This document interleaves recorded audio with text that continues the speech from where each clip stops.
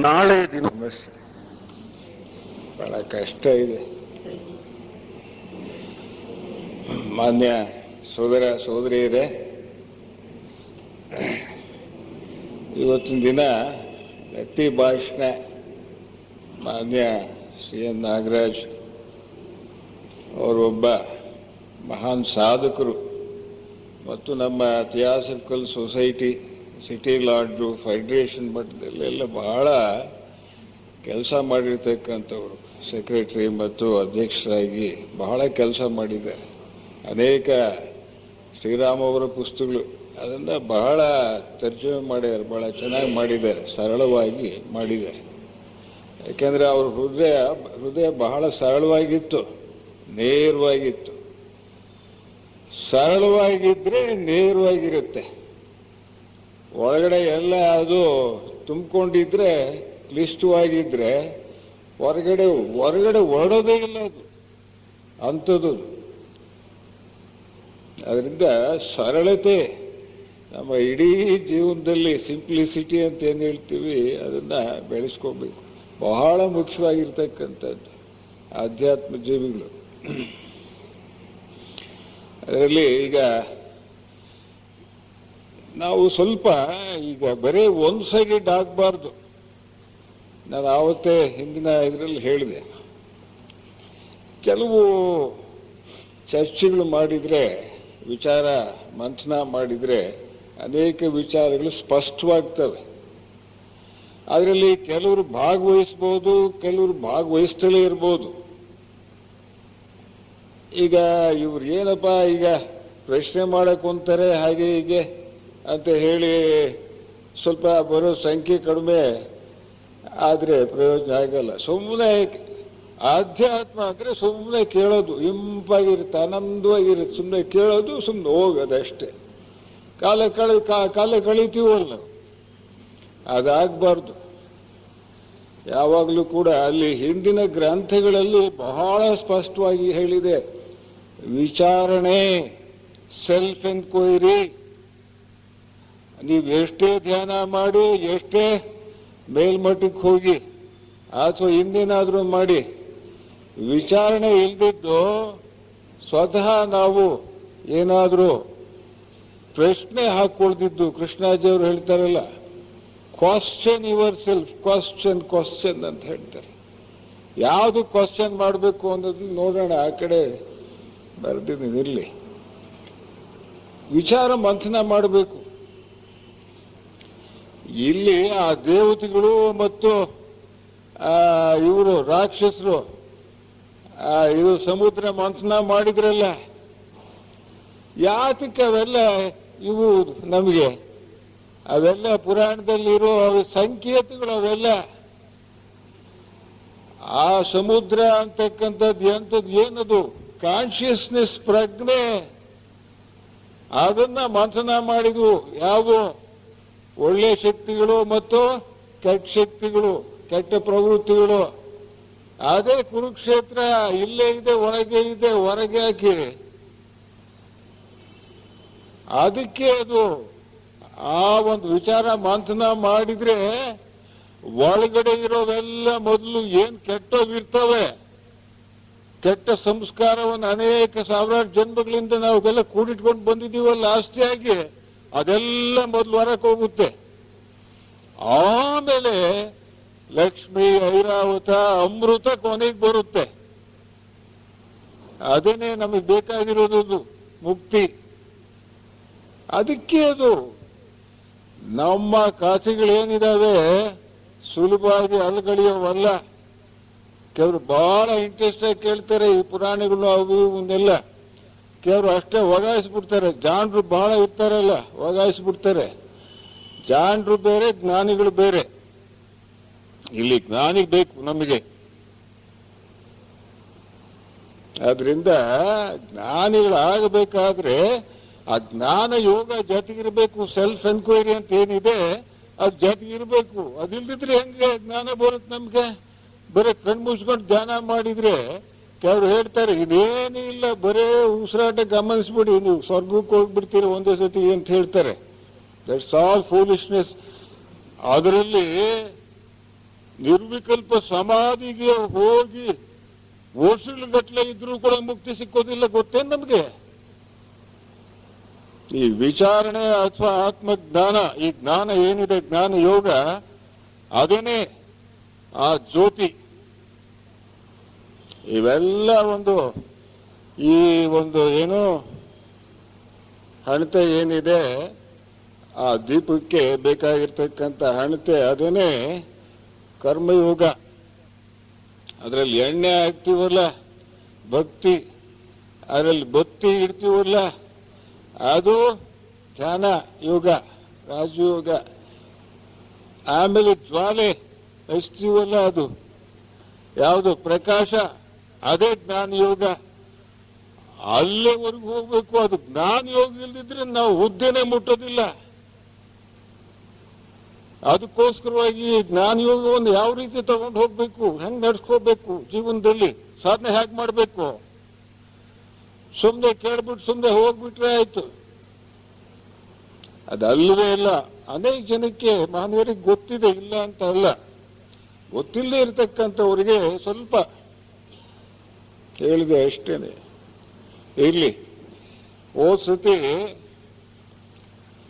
ಆ ಏನು ಪತನಶೀಲ ಜಗತ್ತಿದೆ, ಯಾತಕ್ಕೆ ಜಗತ್ತು ಪತನವಾಗಿದೆ ಅಂದ್ರೆ ಮನುಷ್ಯರು ಕೆಳಮಟ್ಟಕ್ಕೆ ಇಳಿದಾರೆ, ಒಂದು ಇಂದ್ರಿಯ ನಿಷ್ಠೆಗಳಿದ್ದಾರೆ, ಅದರಿಂದ ಕ್ರೂರತ್ವಕ್ಕೆ ತಿರುಕೊಂಡ್ಬಿಟ್ಟಿದೆ, ಅದರಿಂದ ಅಶಾಂತಿ ಅಂತಕ್ಕಂಥದ್ದು ಈ ಜಗತ್ತಿನಲ್ಲಿ ತಾಂಡವಾಡ್ತಾ ಇದೆ.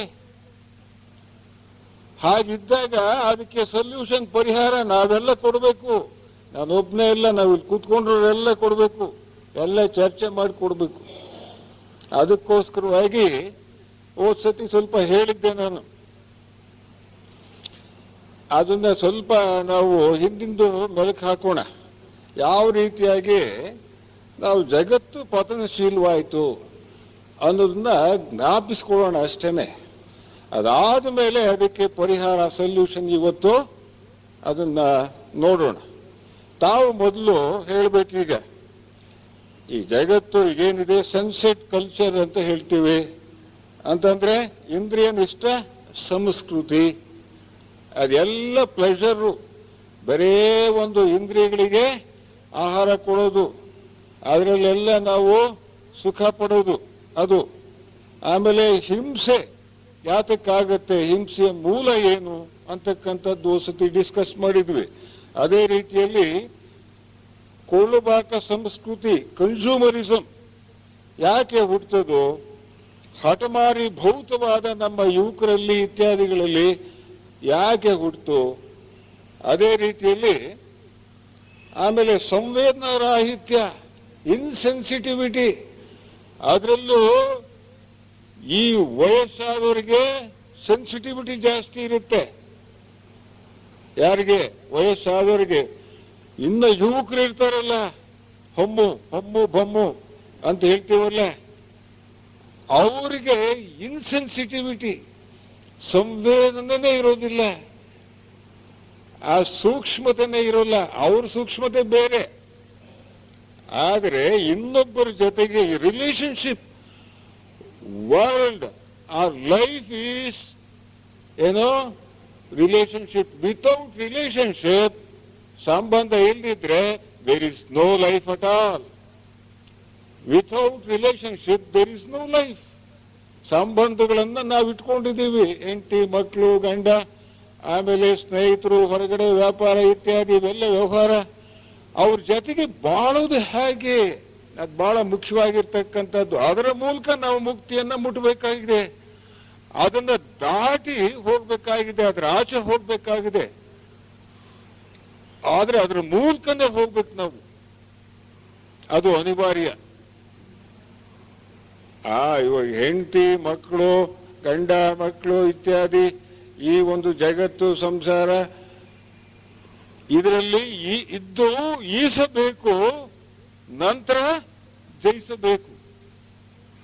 ಈಸಬೇಕು, ಇದ್ದು ಜಯಿಸಬೇಕು. ಏನು ಮಾತುಗಳು ಏನು? ಒಂದೊಂದೇ ಪದ ಸಾಕು ಆ ಮಹಾತ್ಮರಾಗಿರ್ತಕ್ಕಂಥ ಮಾತು. ಪುರಂದರದಾಸ್ ಹಾಡಿದ್ದಾರಲ್ಲ, ಏನು ಆ ಮಾತುಗಳಲ್ಲಿ ಎಂತ ಅರ್ಥ ಇರುತ್ತೆ? ಬೇರೆದಕ್ಕೆ ಹುಡ್ಕಕ್ ಹೋಗೋದೇ ಬೇಕಾಗಿಲ್ಲ. ಯಾಕೆ ಅವೆಲ್ಲ ನಮಗೆ ಯಾರನ್ನ ಹೇಳ್ದಾಗ ಜ್ಞಾಪಕ ಬರ್ತವೆ, ಆಮೇಲೆ ಬರೋದೇ ಇಲ್ಲ. ಯಾಕೆ ಅಂತಂದ್ರೆ ನಾವು ವಿಚಾರ ಮಾಡೋದಿಲ್ಲ. ಒಂದೊಂದು ವಿಚಾರ ಇಲ್ಲಿ ಡಿಸ್ಕಸ್ ಆಯ್ತು ಯಾವುದೋ ಒಂದು ಅಂತ ಹೇಳಿದ್ರೆ ಅದನ್ನ ನಾವು ತಿಂಗಳಿಗಟ್ಟಲೆ ಮಾಡಬೇಕು, ವಿಚಾರನ ಸ್ವಂತ ಮಾಡಬೇಕು, ಇನ್ನೊಬ್ಬರ ಜೊತೆಗೆ ಡಿಸ್ಕಸ್ ಮಾಡಬೇಕು. ಅದು ವಿಚಾರಣೆ ಮತ್ತು ಅದೇ ಜ್ಞಾನ. ಅಲ್ಲೇ ದೀಪ ಹತ್ಕೊಳ್ಳೋದು, ಧ್ಯಾನದ ಜೊತೆಗೆ ಆ ಕೆಲಸ ಮಾಡ್ಬೇಕು ನಾವು. ಅದಕ್ಕೆ ಇಲ್ಲಿ ಟೈಮ್ ಕಡಿಮೆ ಇದೆ, ಅದಕ್ಕೆ ನೀವು ಸ್ವಲ್ಪ ಪರಿಹಾರ ಕೊಡ್ಬೋದು. ಹೋದ ಸತಿ ಇವೆಲ್ಲ ಹೇಳಿದ್ವಲ್ಲ, ಅದೇ ರೀತಿಯಲ್ಲಿ ಈ ಕರಪ್ಷನ್ ಏನು, ಈ ಉಳಿವಿಗಾಗಿ ಹೋರಾಟ, ಸ್ಟ್ರಗಲ್ ಫಾರ್ ಎಕ್ಸಿಸ್ಟೆನ್ಸು, ಆಮೇಲೆ ಆರ್ಥಿಕ ಅಭದ್ರತೆ, ಎಕನಾಮಿಕ್ ಇನ್ಸೆಕ್ಯೂರಿಟಿ, ಭ್ರಷ್ಟಾಚಾರ, ದಟ್ ಇಸ್ ಕರಪ್ಷನ್, ಹೀಗೆ ಇವೆಲ್ಲ ಅನೇಕ ಸಮಸ್ಯೆಗಳಿದ್ದಾವೆ. ಅವುಗಳಲ್ಲಿ ಮನುಷ್ಯ ತೊಡಗಿಬಿಟ್ಟು ಒದ್ದಾಡ್ತಾ ಇದ್ದಾನೆ. ಆದರೂ ಅವನಿಗೆ ಏನೋ ಒಂಥರ ಆನಂದ. ಎಂಥದ್ದು? ಎಮ್ಮೆ ಅಂತಕ್ಕಂಥದ್ದು ಆ ಕೊಚ್ಚಾಗಿ ಒದ್ದಾಡ್ತಿರ್ಬೇಕಾದ್ರೆ ಆನಂದವಾಗಿ ಉಳ್ಳಾಡ್ತಿರುತ್ತೆ. ಅಂಥ ಆನಂದ ಅದು, ಕೊಚ್ಚೆ ಆನಂದ, ಮರಣಾನಂದ. ಅದ್ ಬಿಟ್ಟು ಅದಕ್ಕೆ ಗೊತ್ತೇ ಇಲ್ಲ ಇನ್ನೊಂದು ಪರಮಾನಂದ ಇದೆ ಅಂತ ಹೇಳಿ. ಅದು ಮನುಷ್ಯನಿಗೆ ಗೊತ್ತು. ಅದು ಯಾರು ಅದ್ರ ಕಡೆ ಹೋಗ್ತಾರೋ, ಸಾಧನೆ ಮಾಡ್ತಾರೋ, ಯಾವಾಗ್ಲೂ ಎಚ್ಚರಿಕೆ ಇರುತ್ತೋ ಅವ್ರಿಗೆ ಮಾತ್ರ ಗೊತ್ತು. ಎಚ್ಚರಿಕೆ ಇಲ್ದಿದ್ದನು ಆ ಪಶುನೇ. ಹಾಗೆ ಇವೆಲ್ಲ ನಾವು ಹೋದ್ಸತಿ ಡಿಸ್ಕಸ್ ಮಾಡಿದ್ವಿ. ಸ್ವಲ್ಪ ಪರಿಹಾರ ತಾವು ಸೂಚಿಸಬಹುದು.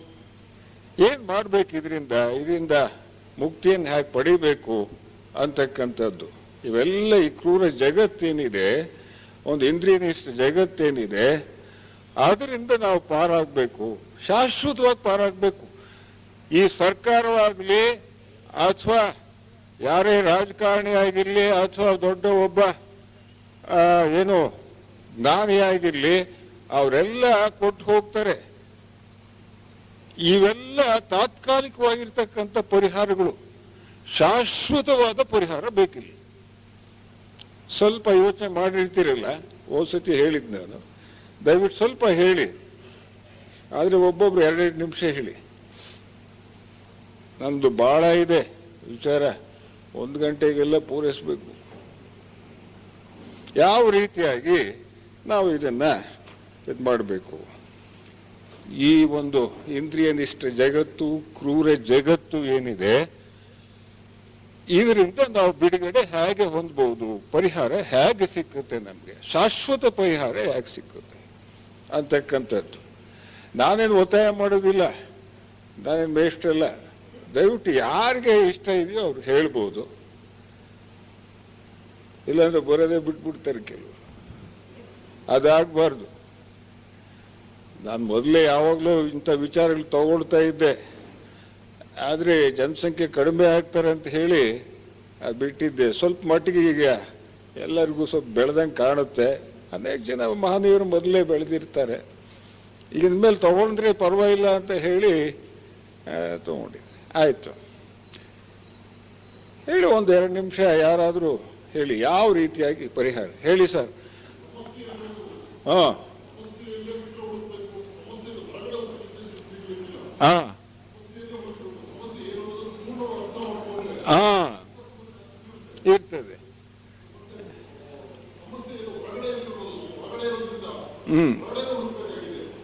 ಒಳಗಡೆ ಹುಡುಕ್ಬೇಕಾಗಿದೆಯಾ? ಹೊರಗಡೆ ಸಿಕ್ಲಿಕ್ಕಿಲ್ಲ. ಸಮಸ್ಯೆ ಮೂಲ ಎಲ್ಲಿದೆ? ಒಳಗಡೆ ಇದೆ. ಒಳಗಡೆ ಅಂತ ಅಂದ್ರೆ ಯಾವುದು? ಅವರು JK ಅವರ ಶಿಷ್ಯರು, ಅವರು ಬಹಳ ಚೆನ್ನಾಗಿ ವಿಚಾರ ತಿಳ್ಕೊಂಡಿದ್ದಾರೆ, ಮೋಹನ್ ಅಂತ ಹೇಳಿ. ದಯವಿಟ್ಟು ಹೇಳಿ ಸರ್.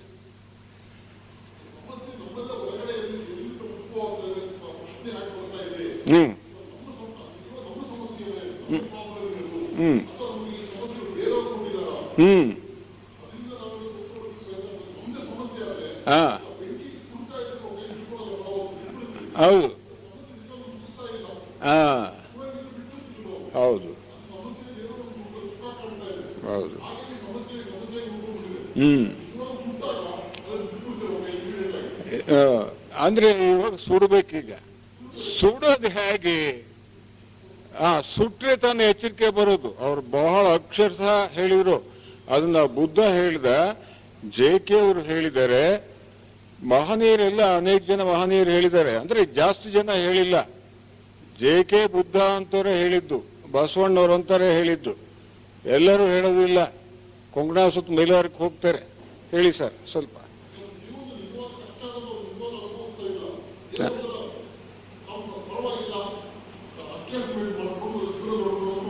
ಹಾ ಹಾ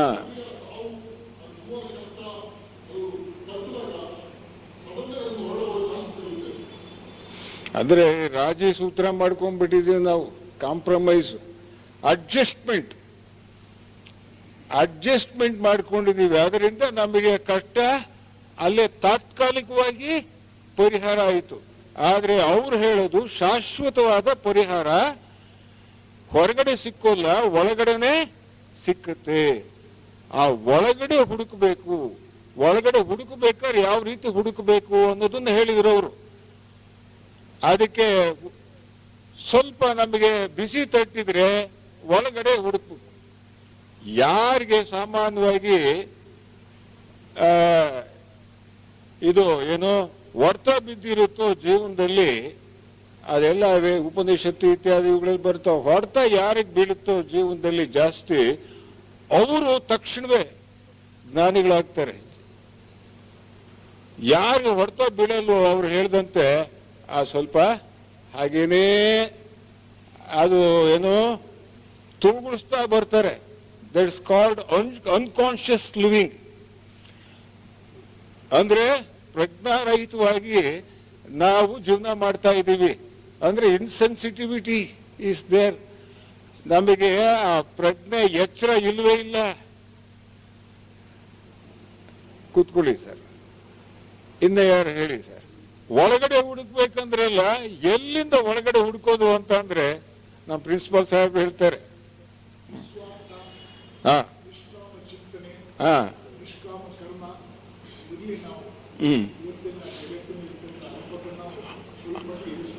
ಎದುರಿಸ್ಬೋದು. ನಿಸ್ವಾರ್ಥ ನಿಷ್ಕಾಮ ಚಿಂತನೆ ಇತ್ಯಾದಿ ಇವುಗಳಿಂದ ಎದುರಿಸಬಹುದು ಅಂತ ಹೇಳ್ತಾರೆ. ಇದನ್ನ ನಮ್ಮ ಮಹನೀಯರು ಅನೇಕ ಸಾವಿರಾರು ವರ್ಷಗಳಿಂದ ಹೇಳ್ಕೊಂಡು ಬಂದಿದ್ದಾರೆ. ನಿಸ್ವಾರ್ಥದಿಂದ ಬಾಳು, ನಿಷ್ಕಾಮದಿಂದ ಕೆಲಸ ಮಾಡು, ಯಾವಾಗಲೂ ಶಾಂತಿಯಿಂದ ಇರು. ಅವೆಲ್ಲ ಸರಿ. ಆದ್ರೆ ಹೇಗಿರ್ಬೇಕು? ಒಬ್ರು ಕೇಳ್ತಾರೆ ಪ್ರಶ್ನೆ. ಬಹಳ ದೊಡ್ಡವರೀಗ ಅವರು ಕಲ್ಕಿ ಭಗವಾನ್ ಅಂತಲೇ ಇಟ್ಕೊಂಡು ಇರ್ಲಿ. ಅವ್ರು ಕೇಳ್ತಾರೆ, ಕೃಷ್ಣಮೂರ್ತಿ ಹೇಳ್ತಾರೆ ಚಾಯ್ಸ್ಲೆಸ್ ಅವೇರ್ನೆಸ್ ಇದೆಯಲ್ಲ, ಅಂದ್ರೆ ಆಯ್ಕೆ ರಹಿತ ಎಚ್ಚರ, ಸದಾ ಎಚ್ಚರದಲ್ಲಿರ್ಬೇಕು, ಏನು ಕೇಳದಂತೆ, ಯಾವುದನ್ನು ಇಷ್ಟಪಡದಂತೆ ಅಂಥ ಸ್ಥಿತಿಯಲ್ಲಿರ್ಬೇಕು ಅಂತ ಹೇಳ್ತಾರೆ. ಅಲ್ಲಿಗೆ ಹೇಗೆ ಬರೋದು ಅಂತ ಪ್ರಶ್ನೆ ಹಾಕ್ತಾರೆ ಅವರು. ಹೇಗೆ ಬರೋದು ಹೇಳ್ಬಿಡ್ತಾರೆ ಕೃಷ್ಣಮೂರ್ತಿಗಳು. ಅವ್ರಿಗೆ ಇತ್ತು, ಅವರು ಇದಾಗೋಗ್ಬಿಡ್ತು, ಅವರಿಗೆ ಅದು ದಕ್ತು. ನಮ್ಮಂತವ್ರಿಗೆ ದಕ್ಕದು ಹೆಂಗೆ? ಚಾಯ್ಸ್ಲೆಸ್ ಅವೇರ್ನೆಸ್ ಅಂದ ತಕ್ಷಣ ನಾವು ಅದನ್ನ ಪಡೆಯಕ್ಕೆ ಸಾಧ್ಯವೇ? ಶಾಂತಿ ಪಡೆಯೋಣ, ಅದು ಸರಿ, ಒಳ್ಳೇದು. ಶಾಂತಿನ ಹೇಗೆ ಪಡಿಬಹುದು? ಹೇಗೆ ಪಡೆಯಕ್ಕೆ ಸಾಧ್ಯ? ನಿಷ್ಕಾಮ ಕರ್ಮವನ್ನು ಯಾವ ರೀತಿ ಮಾಡಕ್ ಸಾಧ್ಯ?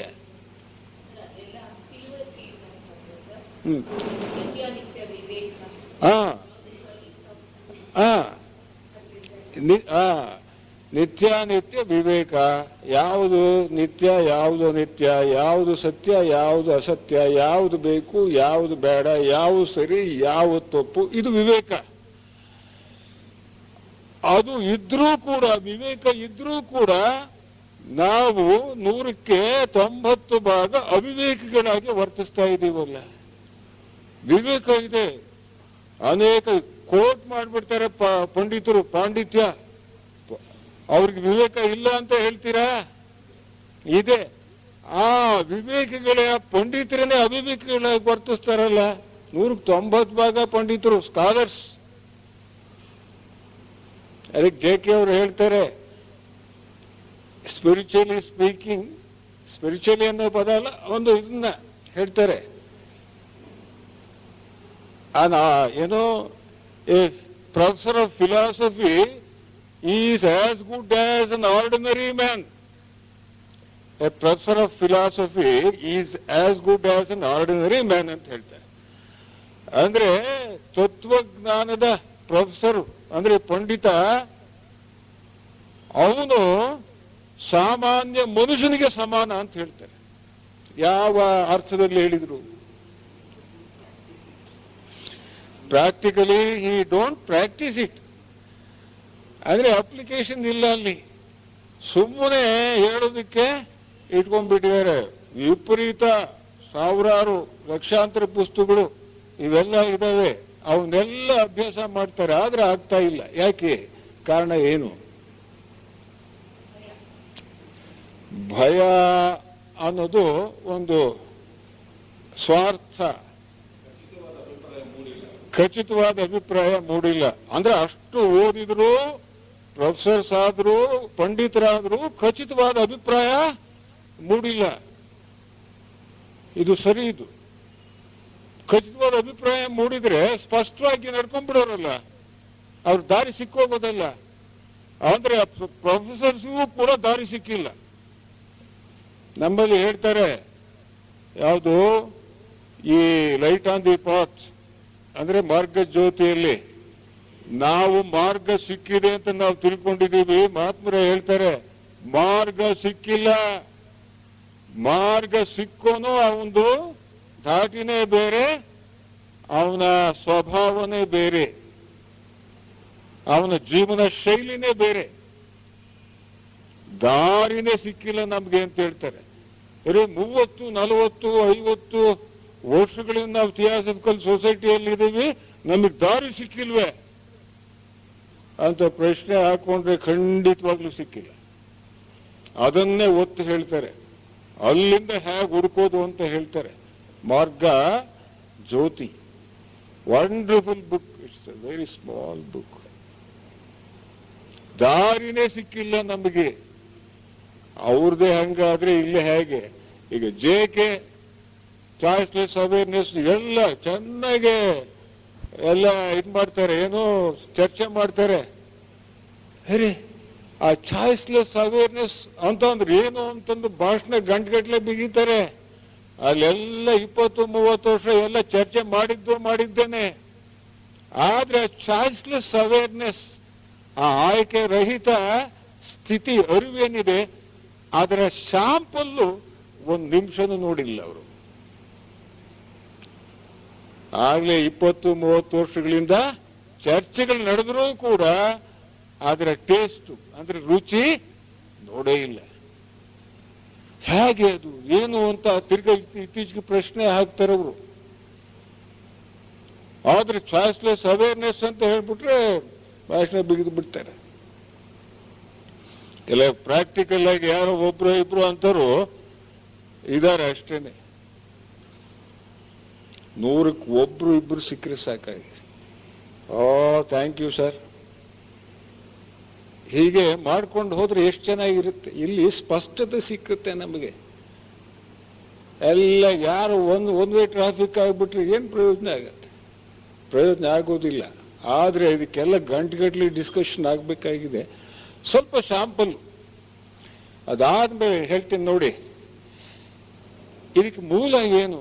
ಮೊಟ್ಟ ಮೊದಲು ನಮಗೆ ಏನು ಸಮಸ್ಯೆ ಇದೆ ಅವ್ರು ಹೇಳಿದ್ರು. ಆ ಸಮಸ್ಯೆ ಯಾರು ಈ ರಾಜಕೀಯ ಮುಖಂಡರೇ ಆಗ್ಬೋದು, ಸಾಮಾಜಿಕ ಏನು ಪರಿವರ್ತಕರೇ ಆಗ್ಬೋದು, ಅಥವಾ ಧಾರ್ಮಿಕ ಪ್ರವರ್ತಕರೇ ಆಗ್ಬೋದು, ಅನೇಕ ಅವತಾರ ಪುರುಷರೇ ಆಗ್ಬೋದು, ಅವರೆಲ್ಲ ಬಂದು ಅನೇಕ ಪರಿಹಾರಗಳನ್ನ ಸೂಚಿಸಿ ಹೋದ್ರೂ ಕೂಡ ಮನುಷ್ಯ ಒಂದು ಮಟ್ಟದವರೆಗೆ, ರಾಮಕೃಷ್ಣ ಇದ್ದಾಗ ಒಂದು ಮಟ್ಟದವರೆಗೆ ಇರ್ತಾರೆ. ಅದಾದ ನೆಕ್ಸ್ಟ್ ಟೈಮೇ ತಿರುಗಿ ಯಥಾ ಪ್ರಕಾರ ನಾಯಬಲ ಡೊಂಕೆ. ಯಥಾ ಪ್ರಕಾರ ಇನ್ನೂ ಕೂಡ ಅಧೋಗತಿಗೆ ಹೋಗ್ತಾ ಇದೆಯಲ್ಲ ಅಂತ ಮಹನೀಯರು ಬಂದು ಹೋದರೂ ಕೂಡ ಕಾರಣ ಏನು? ಏನು ಜಗತ್ತು ತಪ್ಪಾಗಿ ನಡ್ಕೊಳ್ತಿದೆ ಅಂತ ನಾವು ಏನಾದ್ರೂ ಆ ಜಗತ್ತಿನ ಕಡೆಗೆ ನಾವು ಬೆಟ್ಟು ಇಟ್ಟು ತೋರಿಸಿದ್ರೆ ಅದಕ್ಕೆ ಪರಿಹಾರ ಸಿಕ್ಕಂಗಾಗುತ್ತಾ? ಅಥವಾ ಈ ಮಹಾತ್ಮರೆಲ್ಲ ಬಂದು ಹೋದ್ರು, ಅನೇಕ ಮಹನೀಯರೆಲ್ಲ ಬಂದು ಹೋದ್ರು, ಆದ್ರೆ ಅವರು ಬಂದು ಹೋದ್ರೆ ಅವ್ರ ಜೊತೆಗೆ ಏನಾದ್ರೂ ಆ ವಿಚಾರ ಸಿಕ್ಕತ್ತೆ? ಮೂಲವಾಗಿ ಅವರು ಮಿರರ್ ಅಂತ ಹೇಳ್ತೀವಲ್ಲ, ಕನ್ನಡಿ ಇದ್ದ ಹಾಗೆ ನಿಮ್ಮಲ್ಲಿ ಹಿಂಗಿದೆಯಪ್ಪ ನೋಡ್ಕೊಳ್ಳಿ, ನಿಮ್ಮ ಏನೋ ನೀವು ನೋಡ್ಕೊಂಡ್ರೆ ಒಬ್ರು ಹುಲಿಯಾಗಿ ಕಾಣಿಸ್ತಾನೆ, ಒಬ್ನು ಏನೋ ಚಿರತೆಯಾಗಿ ಕಾಣಿಸ್ತಾನೆ, ಒಬ್ರು ನರಿಯಾಗಿ ಕಾಣಿಸ್ತಾನೆ, ಒಬ್ರು ಕೋತಿಯಾಗಿ ಕಾಣಿಸ್ತಾನೆ, ಎಲ್ಲ ಕಾಣಿಸ್ತಾನೆ. ಇವರು DVG ಅವರು ಹೇಳ್ತಾರೆ ಅಂತವೆಲ್ಲ, ಅದಕ್ಕೆ ಟೈಮ್ ಇಲ್ಲ. ನೆಕ್ಸ್ಟ್ ಟೈಮ್ ಏನಾದ್ರು ಆ ಟೈಮ್ ಸಿಕ್ಕಾಗ ಆ ಮಾತುಗಳು ಬಹಳ ಚೆನ್ನಾಗಿದೆ. ಆ ಮನಸ್ಸು ಮರ್ಕಟ ಯಾವ ರೀತಿ ವರ್ತಿಸುತ್ತೆ ಅದೆಲ್ಲ ನಮಗೆ ಗೊತ್ತಾಗುತ್ತೆ. ನಾವು ನೋಡ್ಕೊಂಡ್ರೆ ಆ ಮಹನೀಯರೆಲ್ಲ ಹೇಳಿದ್ದು, JK ಆಗ್ಬಹುದು, ಬೇರೆ ಮಹನೀಯರಾಗ್ಬಹುದು, ಅವೆಲ್ಲ ಮಿರರ್, ಆ ರಿಫ್ಲೆಕ್ಷನ್ ನಾವು ನೋಡ್ಕೊಂಡ್ರೆ ಅದು ನಾವು ಏನು ಹುಲಿನೇ, ಸಿಂಹನೇ, ಅಥವಾ ಕೋತಿನೇ, ಅಥವಾ ಇನ್ನೇನಾದ್ರೂ ವಿಕೃತ ಆಕಾರವೇ ಹೊಂದಿರ್ತಕ್ಕಂಥದ್ದೇ ಎಲ್ಲ ಗೊತ್ತಾಗುತ್ತೆ. ಆವಾಗ ಅದು ಅಂದ್ರೆ ನಮ್ಮ ಮನಸ್ಸಿನಲ್ಲಿ ಅಂತರಂಗದಲ್ಲಿರ್ತಕ್ಕಂತಹ ಒಂದು ವಕ್ರತೆ ನಮಗೆ ಗೊತ್ತಾಗತ್ತೆ. ಅದು ಆ ಒಳಗಡೆ ಹುಡುಕಬೇಕು ಅಂತ ಹೇಳಿದ್ದವರು, ಅದು ಎಲ್ಲೂ ಸಿಕ್ಕಲ್ಲ ಹೊರಗಡೆ. ನಮ್ಮ ಪ್ರಜ್ಞೆ ಇದೆಯಲ್ಲ, ಆ ಪ್ರಜ್ಞೆಯಲ್ಲಿ ಮನಸ್ಸು ಕೆಲಸ ಮಾಡ್ತಾ ಇದೆಯಲ್ಲ, ಅಲ್ಲಿ ಹುಡುಕಬೇಕು. ಆ ಪ್ರಜ್ಞೆ ಅಥವಾ ಮನಸ್ಸು ಪರಿವರ್ತನೆ ಹೊಂದಬೇಕು, ಮೂಲತಃ ಪರಿವರ್ತನೆ ಹೊಂದಬೇಕದು. ಪರಿವರ್ತನೆ ಹೊಂದ ಇದ್ರೆ ಇದಕ್ಕೆ ಬಿಡುಗಡೆ, ಶಾಶ್ವತ ಬಿಡುಗಡೆ ಸಾಧ್ಯವೇ ಇಲ್ಲ. ಹೊರಗಡೆ ಜಗತ್ತು ನಾನಾ ರೀತಿಯಲ್ಲಿ ಕೆಲಸ ಮಾಡ್ತಾ ಇರುತ್ತೆ, ಯಾರು ಮಾಡಿದ್ರು ಕೂಡ ಅದಕ್ಕೆ ಮೂಲ ಏನು ಅಂತ ನೋಡೋಣ. ಈಗ ನೋಡಿ, ಅದಕ್ಕೆ ಟೈಮ್ ಇಲ್ಲ. ಹಿಂಸೆಯ ಮೂಲ ಏನು? ಹಿಂಸೆ ಬಗ್ಗೆ ಹೇಳಿದೆಯಲ್ಲ, ಆ ಒಂದು ಸಮಸ್ಯೆ, ಅದರ ಮೂಲ ಏನು? ಸ್ವಾರ್ಥ ಲಾಲ್ಸೆ ಅಲ್ವೇ? ಅದು ಒಂದು. ಆ ಸ್ವಾರ್ಥ ಅನ್ನೋದ್ರಲ್ಲಿ ಅಹಂಕಾರ, ನಾನು ಅನ್ನೋದು ಇದ್ದೇ ಇರುತ್ತೆ, ಈಗೋ ಇರುತ್ತೆ. ಆಮೇಲೆ ಈಗ ರಾಷ್ಟ್ರಗಳು ಕಿತ್ತಾಡ್ತಾವಲ್ಲ, ಅಂದ್ರೆ ಯುದ್ಧ ಮಾಡ್ತಾವಲ್ಲ, 1ನೇ ಮಹಾಯುದ್ಧ, 2ನೇ ಮಹಾಯುದ್ಧ, ಅದು ಹಿಂಸೆಯ ಮೂಲ ತಾನೇ. ಅದು ಯಾವ್ದ್ರಿಂದ ಆಯ್ತು? ಅದು ಅಹಮ್ಮೆ. ಅದು ಹಾಗೆ ತಗೊಂಡು ಬಂದ್ರೆ ಅದ್ರ ಮೂಲ ಹುಡುಕಿಬಿಟ್ರೆ ನಿಮಗೆ ಪರಿಹಾರ ಸಿಕ್ಬಿಡುತ್ತೆ, ಸೊಲ್ಯೂಷನ್ ಸಿಕ್ಬಿಡುತ್ತೆ. ನಾನು ಅಂತಕ್ಕಂಥದ್ದೇನೆ ಅದು ಯಾವ ರೀತಿ ಕೆಲಸ ಮಾಡುತ್ತೆ. ಇವಾಗ ರಾಷ್ಟ್ರಕ್ಕೆ ಯುದ್ಧ ಆಗತ್ತೆ ಅಂತ ಹೇಳಿದ್ರೆ ಆ ಗಡಿಯನ್ನ ದಾಟಿ ಬಂದ್ರೆ ಅವ್ರು ನಮ್ಮನ್ನ ಕೊಂದು ಬಿಡ್ತಾರೆ, ಇದು ಮಾಡ್ತಾರೆ ಅಂತ ಸೇಫ್ಟಿ, ತೊಂದರೆಗೆ ಈಡು ಮಾಡ್ತಾರೆ ಅಂತ. ಸೇಫ್ಟಿ ಅಂತ ಅಂದ್ರೆ ಸೇಫ್ಟಿ ಅಂಡ್ ಸೆಕ್ಯೂರಿಟಿ ಅಂತ ಹೇಳ್ತೀವಲ್ಲ, ಭದ್ರತೆ. ಆ ಭದ್ರತೆ ಮೂಲ ಯಾವುದು? ಭದ್ರತೆ ಅನ್ನೋದು ಇದಕ್ಕೆ, ಅವರ ಯುದ್ಧ ಮಾಡೋದಕ್ಕೆ ಮೂಲ. ಆ ಭದ್ರತೆ, ಸೇಫ್ಟಿ ಆರ್ ಸೆಕ್ಯೂರಿಟಿ, ಅದಕ್ಕೆ ಮೂಲ ಯಾವುದು?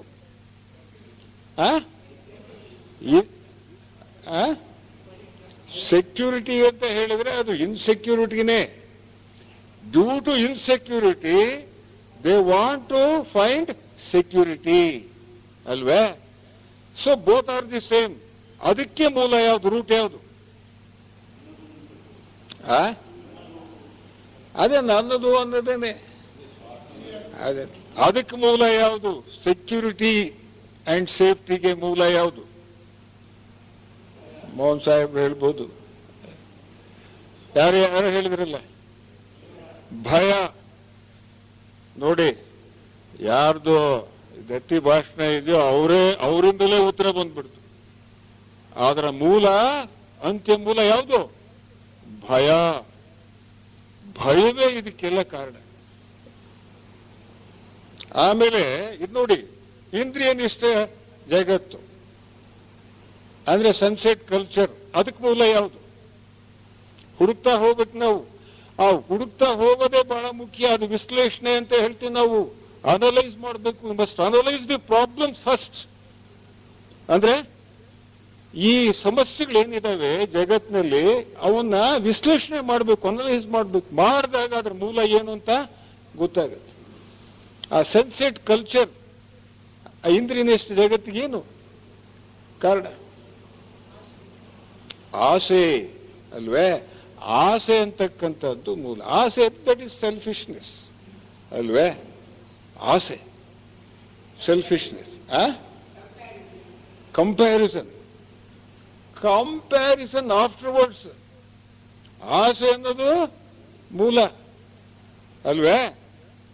ಆಸೆ ಇತ್ತು ಅಂತ ಅಂದ್ರೆ ಯಾರಿಗೆ ಆಸೆ? ನನಗ್ ಬೇಕಪ್ಪ, ಅದು ದಕ್ಕಬೇಕು ನನಗೆ ಅಂತಂದು ಬರುತ್ತಲ್ಲ. ಅಂದ್ರೆ ಆಸೆ ಅನ್ನೋದು ಯಾವ ಮೂಲದಿಂದ ಬರುತ್ತೆ? ತಿರ್ಗಿ ಅದಕ್ಕೆ ಮೂಲ ನಾನು, ನನ್ನದು, ನನ್ನವರು, ಅಲ್ಲಿಂದಲೇ ತಾನೇ ಬರೋದು. ಅಹಂ, ಈಗೋ, ಅದರಿಂದ ಬರುತ್ತೆ. ಎಲ್ಲ ಹುಟ್ಕೊಡುತ್ತೆ.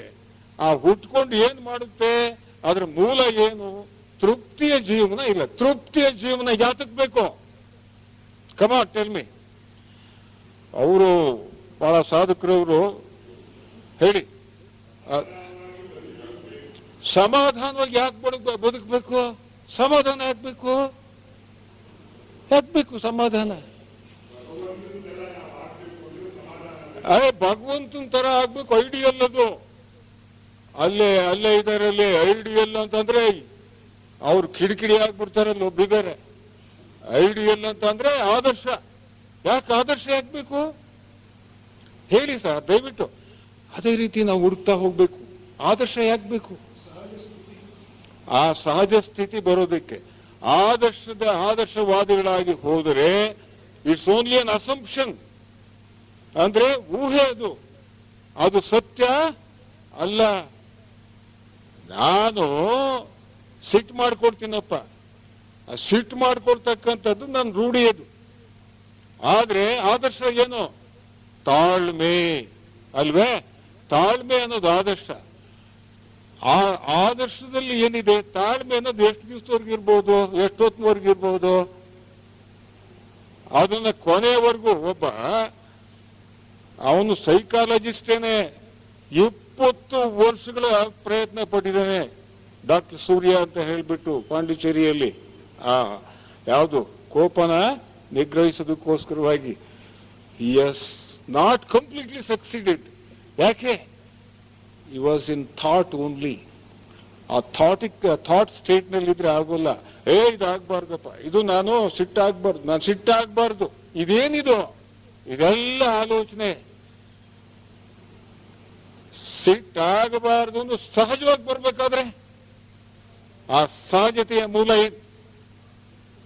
ಆ ಥಾಟ್ಲೆಸ್ ಸ್ಟೇಟಿಗೆ ಬರ್ಬೇಕು. ಅಂದ್ರೆ ಆಲೋಚನಾ ರಹಿತ ಸ್ಥಿತಿ, ಅಂದ್ರೆ ನೋ ಮೈಂಡ್ ಸ್ಟೇಟಿಗೆ ಬರ್ಬೇಕು. ಅದು ಮೂಲ. ಅದು ಪರಿಹಾರ. ಅದು ಶಾಶ್ವತ ಪರಿಹಾರ.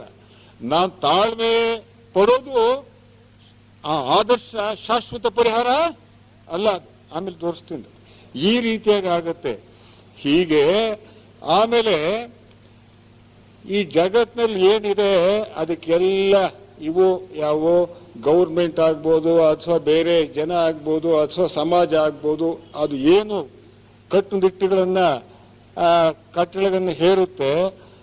ಆ ವ್ಯಕ್ತಿ ಅವನು ಎಷ್ಟೇ ಒಬ್ಬ ಒಳ್ಳೆ ಅಭಿಪ್ರಾಯ ಇದ್ರೂ, ತನಗೆ ಎಷ್ಟೇ ಒಂದು ಸುಖವನ್ನು ಅನುಭವಿಸ್ಬೇಕು ಅಂದ್ರೂ ಕೂಡ ಆ ಸರ್ಕಾರ ಹೇಳಿದ್ದಕ್ಕೆ ಅವನು ತಲೆ ಬಾಗ್ಲೇಬೇಕು. ಕಾರಣ ಏನು? ಆ ಸರ್ಕಾರಕ್ಕೆ ವಿರುದ್ಧವಾಗಿ ಹೋಗೋಕೆ ಸಾಧ್ಯವೇ ಆಗಲ್ಲ. ಅದು ಆಬ್ಜೆಕ್ಟಿವ್ ಫ್ಯಾಕ್ಟರ್ ಅದು. ಆದ್ರಿಂದ ಏನು ಸರ್ಕಾರ ಹೇರುತ್ತೆ, ತನ್ನಲ್ಲಿರ್ತಕ್ಕಂತಹ ಒಂದು ಸಿದ್ಧಾಂತಗಳನ್ನ, ಆಸೆ ಆಕಾಂಕ್ಷೆಗಳನ್ನ ಒತ್ಕೊಳ್ತಾನವನು. ಆದ್ರೆ ಅವು ಟೆಂಪರರಿ. ಅದು ಅಲ್ಲಿ ಉತ್ತರ ಸಿಕ್ಕೋಲ್ಲ. ಸರ್ಕಾರ ಹೇಳ್ತಕ್ಕಂತಹ ಒಂದು ಏನೋ ಕಾನೂನಲ್ಲಿ ಸಿಕ್ಕೋದಿಲ್ಲ. ಇದಕ್ಕೆ ಉತ್ತರ, ಸರಿಯಾದ ಪರಿಹಾರ, ಶಾಶ್ವತ ಪರಿಹಾರ ಎಲ್ಲಿ ಸಿಕ್ಕುತ್ತೆ? ನಮ್ಮಲ್ಲೇ ಸಿಕ್ಕುತ್ತೆ. ಒಂಟಿ ಬಾಳು, ಒಂಟಿಯ ಜೀವನ. ಎಲ್ಲ ಹೆಂಡತಿ ಮಕ್ಕಳ ಜೊತೆ ಇದ್ರೂ ಕೂಡ ಒಂಟಿಯಾಗಿರ್ತಾನವನು. ಆ ಒಂಟಿಯ ಜೀವನ ಎಲ್ಲಿಗೆ?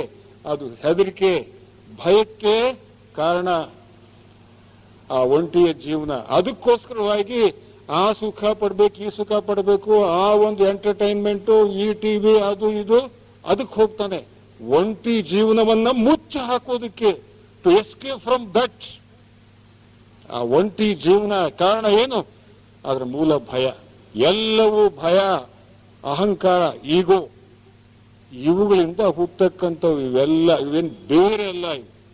ಇವುಗಳನ್ನ ಯಾವ ರೀತಿಯಾಗಿ ನಾವು ಅದಕ್ಕೆ ಸರಿಯಾದ ಪರಿಹಾರವನ್ನ ಯಾವ ರೀತಿ ಕಂಡ್ಕೋಬೇಕು ಅಂತಕ್ಕಂಥದ್ದಕ್ಕೆ ಬರೋಣ. ಈಗ ಅದಕ್ಕೆ ನೋಡಿ,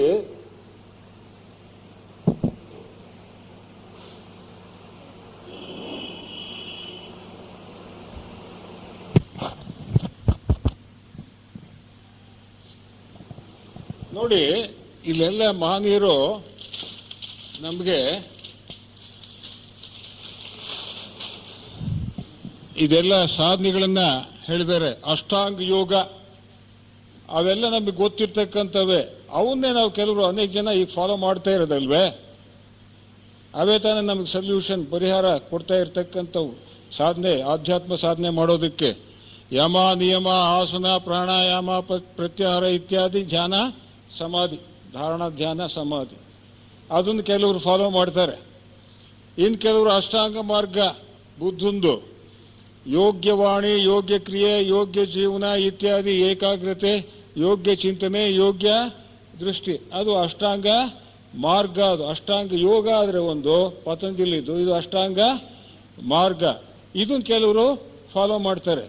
ಇನ್ನು ಕೆಲವರು ವೇದಾಂತಿಗಳು, ಇನ್ನೂ ಆಳವಾಗಿ ಹೋಗಿರ್ತಕ್ಕಂಥವ್ರು ಏನು ಮಾಡ್ತಾರೆ, ಯೋಗದ ಸಪ್ತ ಭೂಮಿಕೆಗಳು ಅಂತ ಹೇಳಿ, ಅದನ್ನು ಪರಿಚಯ ಇಲ್ಲದೆ ಇರ್ಬೋದು. ಶುಭೇಚ್ಛ, ಇವಾಗ ನಾನು ಮುಕ್ತಿಯನ್ನ ಪಡಿಬೇಕು ಅಂತಕ್ಕಂಥ ಒಂದು ಶುಭವಾದ ಇಚ್ಛೆ, ದೃಢವಾದ ಇಚ್ಛೆ ಬರಬೇಕು ಮೊದಲು. ಅದಕ್ಕೆ ಅವನು ಸತ್ಸಂಗ ಇತ್ಯಾದಿಗಳನ್ನ ಅವನು ಅನುಸರಿಸಬೇಕು, ಅದರಲ್ಲಿ ಇರ್ಬೇಕು, ತೊಡಗಬೇಕು. ಇದೆಲ್ಲ ಸತ್ಸಂಗ ತಾನೇ ಇದೆ, ತಾವು ಬರ್ತಕ್ಕಂಥದ್ದೆಲ್ಲ. ಸತ್ಸಂಗ ಇಲ್ದಿದ್ರೆ, ನಾವು ಒಬ್ಬರೇ ಇದ್ರೆ ನಾವು ಬಾಳೋದಕ್ಕೆ ಸಾಧ್ಯವಾಗೋದಿಲ್ಲ, ಜನ ಬಿಡೋದಿಲ್ಲ ಹೊರನೋರು. ಈ ಸತ್ಸಂಗದಲ್ಲಿ ನಾವು ಆರಾಮಾಗಿರ್ತೀವಿ. ಮನೆ ಮಠ ಎಲ್ಲ ಮರೆತುಬಿಟ್ಟು 1 ಗಂಟೆ ಆರಾಮಾಗಿರ್ತೀವಿ ನಾವು. ಅದು ವಿಚಾರಣ ಅಂದರೆ ವಿಚಾರ ಮಾಡ್ತಕ್ಕಂಥದ್ದು, self enquiry. You must question, ಪ್ರಶ್ನೆ ಹಾಕಬೇಕು. JK ಪ್ರಕಾರ you must watch the mind. ಆಲೋಚನೆಗಳನ್ನು, ಭಾವನೆಗಳನ್ನು, ಪ್ರತಿಕ್ರಿಯೆಗಳನ್ನು ನಾವು ಸುಮ್ಮನೆ ಕಾಯ್ತಾ ಬರಬೇಕು, ಅಂದರೆ ನೋಡ್ತಾ ಬರಬೇಕು. ಅದು ಅಷ್ಟು ಸುಲಭ ಅಲ್ಲ, ಅದಕ್ಕೆ ಡೆಫರೆಂಟ್ ಇದಿದೆ. ಅದು ವಿಚಾರಣ. ತನುಮಾನಸ ಅಂತ ಹೇಳಿದರೆ ಮನಸ್ಸು ಮತ್ತು ತನು ಎರಡು ಒಂದೇ ಆಗ್ತಕ್ಕಂಥದ್ದು. ಸತ್ವಪತಿ, ಸತ್ವ ಅಂತ ಹೇಳಿದ್ರೆ ಆತ್ಮ, ಪತಿ ಅಂದರೆ ಸಂಬಂಧ, ಆತ್ಮನೊಡನೆ ಸಂಬಂಧ ಬೆಳೆಸ್ತಕ್ಕಂಥದ್ದು. ಸ್ವಲ್ಪ ಇನ್ನೂ ಡೀಪಾಗಿ ಹೋಗುತ್ತೆ. ಮತ್ತು ಅಸಂಸಕ್ತಿ, ಅದಕ್ಕಿಂತ ಇನ್ನೂ ಆಳವಾಗಿ ಹೋಗುತ್ತೆ. ಅವನು ಹೊರಗಡೆ ಇದ್ರೂ ಕೂಡ ಅವನ ಸುಷುಪ್ತಿಯಲ್ಲಿ ಈ ಜಗತ್ತು ಅವನು ಕಂಡ್ರೂ ಕೂಡ ಕಾಣಿಸಲ್ಲ, ಕೇಳಿದ್ರೂ ಕೂಡ ಮಾತುಗಳನ್ನು ಕೇಳಿಸೋದಿಲ್ಲ ಅವನಿಗೆ. ಅಂಥ ಸ್ಥಿತಿಗೆ ಹೋಗ್ತಾನವನು. ಆಮೇಲೆ ಪದಾರ್ಥ ಭಾವನ ಅಂದರೆ ತುರಿಯ ಸ್ಥಿತಿಯನ್ನು ಪಡಿತಕ್ಕಂಥದ್ದು, ಅಂದರೆ ಆತ್ಮಭಾವ ಸದಾ ಇರ್ತಕ್ಕಂಥದ್ದು. ನಂತರ ತುರ್ಯಗ ಅಂದರೆ ತುರ್ಯಾತೀತ ಸ್ಥಿತಿಯನ್ನು ಪಡಿತಕ್ಕಂಥದ್ದು. ಆವಾಗ ಅವನಿಗೆ ಜೀವನ್ಮುಕ್ತಿ ಸಿಕ್ಕುತ್ತೆ. ಇದು ದೊಡ್ಡ ಪ್ರೋಸೆಸ್ ಅದು. ಈ ರೀತಿಯಾಗಿ ಅನೇಕ ಜನ ಅವರು ಬೇಕಾದ್ದು ಮಾಡ್ತಾರೆ. ಆದರೆ ನಾವು ಇತ್ತೀಚಿನ ಮಹನೀಯರೆಲ್ಲ ಬಹಳ ಚೆನ್ನಾಗಿ ವಿಚಾರಗಳನ್ನು ತಿಳಿಸಿದ್ದಾರೆ. ಅದಕ್ಕೋಸ್ಕರವಾಗಿ ನಾವು ಅದೇನು ಅಂತ ನೋಡೋಣ. ಈಗ ನಾವು ಮಾತಾಡಿದ್ವಲ್ಲ, ಇವೆಲ್ಲ ಸಮಸ್ಯೆಗಳ ಮೂಲ ಏನು ಅನ್ನೋದು ಗೊತ್ತಾಗುತ್ತೆ. ಇದು ಸಂಸಾರ ವೃಕ್ಷ. ಇದು ಸಂಸಾರ ಜೊತೆಗೆ ಕರ್ಕೊಂಡು ಹೋಗ್ತೀವಿ ನಾವು, ಒಬ್ಬರೇ ಹೋಗೋದಿಲ್ಲ, ಏನೇನೋ ಜೊತೆಗೆ ಇಟ್ಕೊಂಡು ಹೋಗ್ತೀವಿ, ಕರ್ಕೊಂಡು ಹೋಗ್ತೀವಿ. ಅದೇನು ಅಂತ ನೋಡೋಣ. ಪ್ರಾರಂಭದಲ್ಲಿ ಆನಂದ ಇರುತ್ತೆ ನಮಗೆ. ಆನಂದ ಅಂತ ಹೇಳಿದರೆ ನಾವು ಏನೋ ಈ ಖನಿಜಗಳು ಅಂತ ಹೇಳ್ತೀವಲ್ಲ, ಖನಿಜಗಳು ಸ್ಥಿತಿಯಲ್ಲಿ ನಾವು ಪೂರ್ಣವಾಗಿ ಪ್ರಜ್ಞೆ ಮಲಗಿರುತ್ತೆ. ಅದಕ್ಕಿಂತ ಮೊದಲು ಆನಂದದ ಸ್ಥಿತಿ, ನಂತರ ಅದು ಮಲಗಿರುತ್ತೆ ಖನಿಜ ರೂಪದಲ್ಲಿ, ನಂತರ ಸಸ್ಯ ರೂಪದಲ್ಲಿ ಆಗಲೇ ಸ್ವಲ್ಪ ಸ್ವಪ್ನವನ್ನು ಕಾಣ್ತಾ ಇರುತ್ತೆ, ಸ್ವಲ್ಪ ಜಾಗೃತವಾಗಿರುತ್ತೆ ಪ್ರಜ್ಞೆ. ನಂತರ ಏನಾಗುತ್ತೆ, ಪ್ರಾಣಿ ಆದಮೇಲೆ ಪ್ರಜ್ಞೆ ಓಡಾಡ್ತಾ ಇರುತ್ತೆ. ಮನುಷ್ಯನಾದ ಮೇಲೆ ಇವೆಲ್ಲ ವಿಕಾಸಗಳು ತಾನೇ, ಎವಲ್ಯೂಷನ್ ತಾನೇ, ಇದು ಒಂದೊಂದು ಕಲ್ಪಕ್ಕೆ ಆಗ್ತಕ್ಕಂಥವು. ಮನುಷ್ಯನಾದ ಮೇಲೆ ಆ ಯೋಚನೆ ಮಾಡಲು ಪ್ರಾರಂಭ ಮಾಡುತ್ತೆ. ಅವನು ಅತಿ ಮಾನವನಾದ ಮೇಲೆ ಅವನು ಆನಂದವಾಗಿ ಇರ್ತಾನೆ. ಆ ಸ್ಥಿತಿಗೆ ನಾವು ಹೋಗಬೇಕಾಗಿದೆ, ಆ ಆನಂದದ ಸ್ಥಿತಿಗೆ. ಅದು ನಮ್ಮ ನಿಜವಾದ ಇರುವಿಕೆ. ಅದು ಆ ಆನಂದದ ಸ್ಥಿತಿಗೆ ಹೋಗೋದಕ್ಕೆ ಇವೆಲ್ಲ ತಿಳ್ಕೊಳ್ಬೇಕಾಗಿದೆ. ಅಂದರೆ ಮೊದಲು ಪ್ರಾರಂಭದಲ್ಲಿ ಆನಂದ ಇರುತ್ತೆ, ಆಮೇಲೆ ಅದು ಎಚ್ಚೆತ್ಕೊಂಡಾಗ ಪರಿಸರಕ್ಕೆ ಇದು ಅಂಥದ್ದು ಇಂಥದ್ದು ಅಂತ ನೋಡಿ ಇದೆಲ್ಲ ಆಮೇಲೆ ತಾನು ನೋಡ್ಕೊಳ್ಳುತ್ತೆ. ಇದು ಜೀವಿ ನೋಡ್ಕೊಂಡಾಗ ನನಗೆ ದೇಹ ಇದೆ, ದೇಹ ಇದ್ರೇನೆ ನಾನು ಬದುಕೋಕೆ ಸಾಧ್ಯ ಅಂತ ಹೇಳಿ ದೇಹದ ಕಡೆಗೆ ಗಮನ ಬರುತ್ತೆ, ನಾನು ದೇಹ. ಆಮೇಲೆ ನಂತರ ಏನಾಗುತ್ತೆ, ಈ ದೇಹವನ್ನು ಉಳಿಸ್ಕೋಬೇಕು. ನಾನು ಉಳಿಸ್ಕೋಬೇಕಾದ್ರೆ ಏನು ಉಳಿಸ್ಕೋಬೇಕು ಅಂದ ತಕ್ಷಣವೇ ಭಯ ಕ್ರಿಯೇಟ್ ಆಗುತ್ತೆ. ಆ ಭಯವೇ ಮೂಲ, ಅದು ಫಿಯರ್.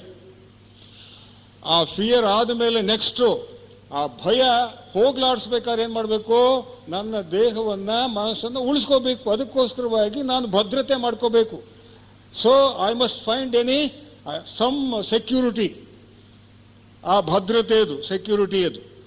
ಅದಕ್ಕೋಸ್ಕರ ಏನು ಮಾಡ್ತಾನೆ, ಆ ಇನ್ನೊಬ್ಬರ ಜೊತೆಗೆ ಗುರುತಿಸ್ಕೊಳ್ತಾನೆ.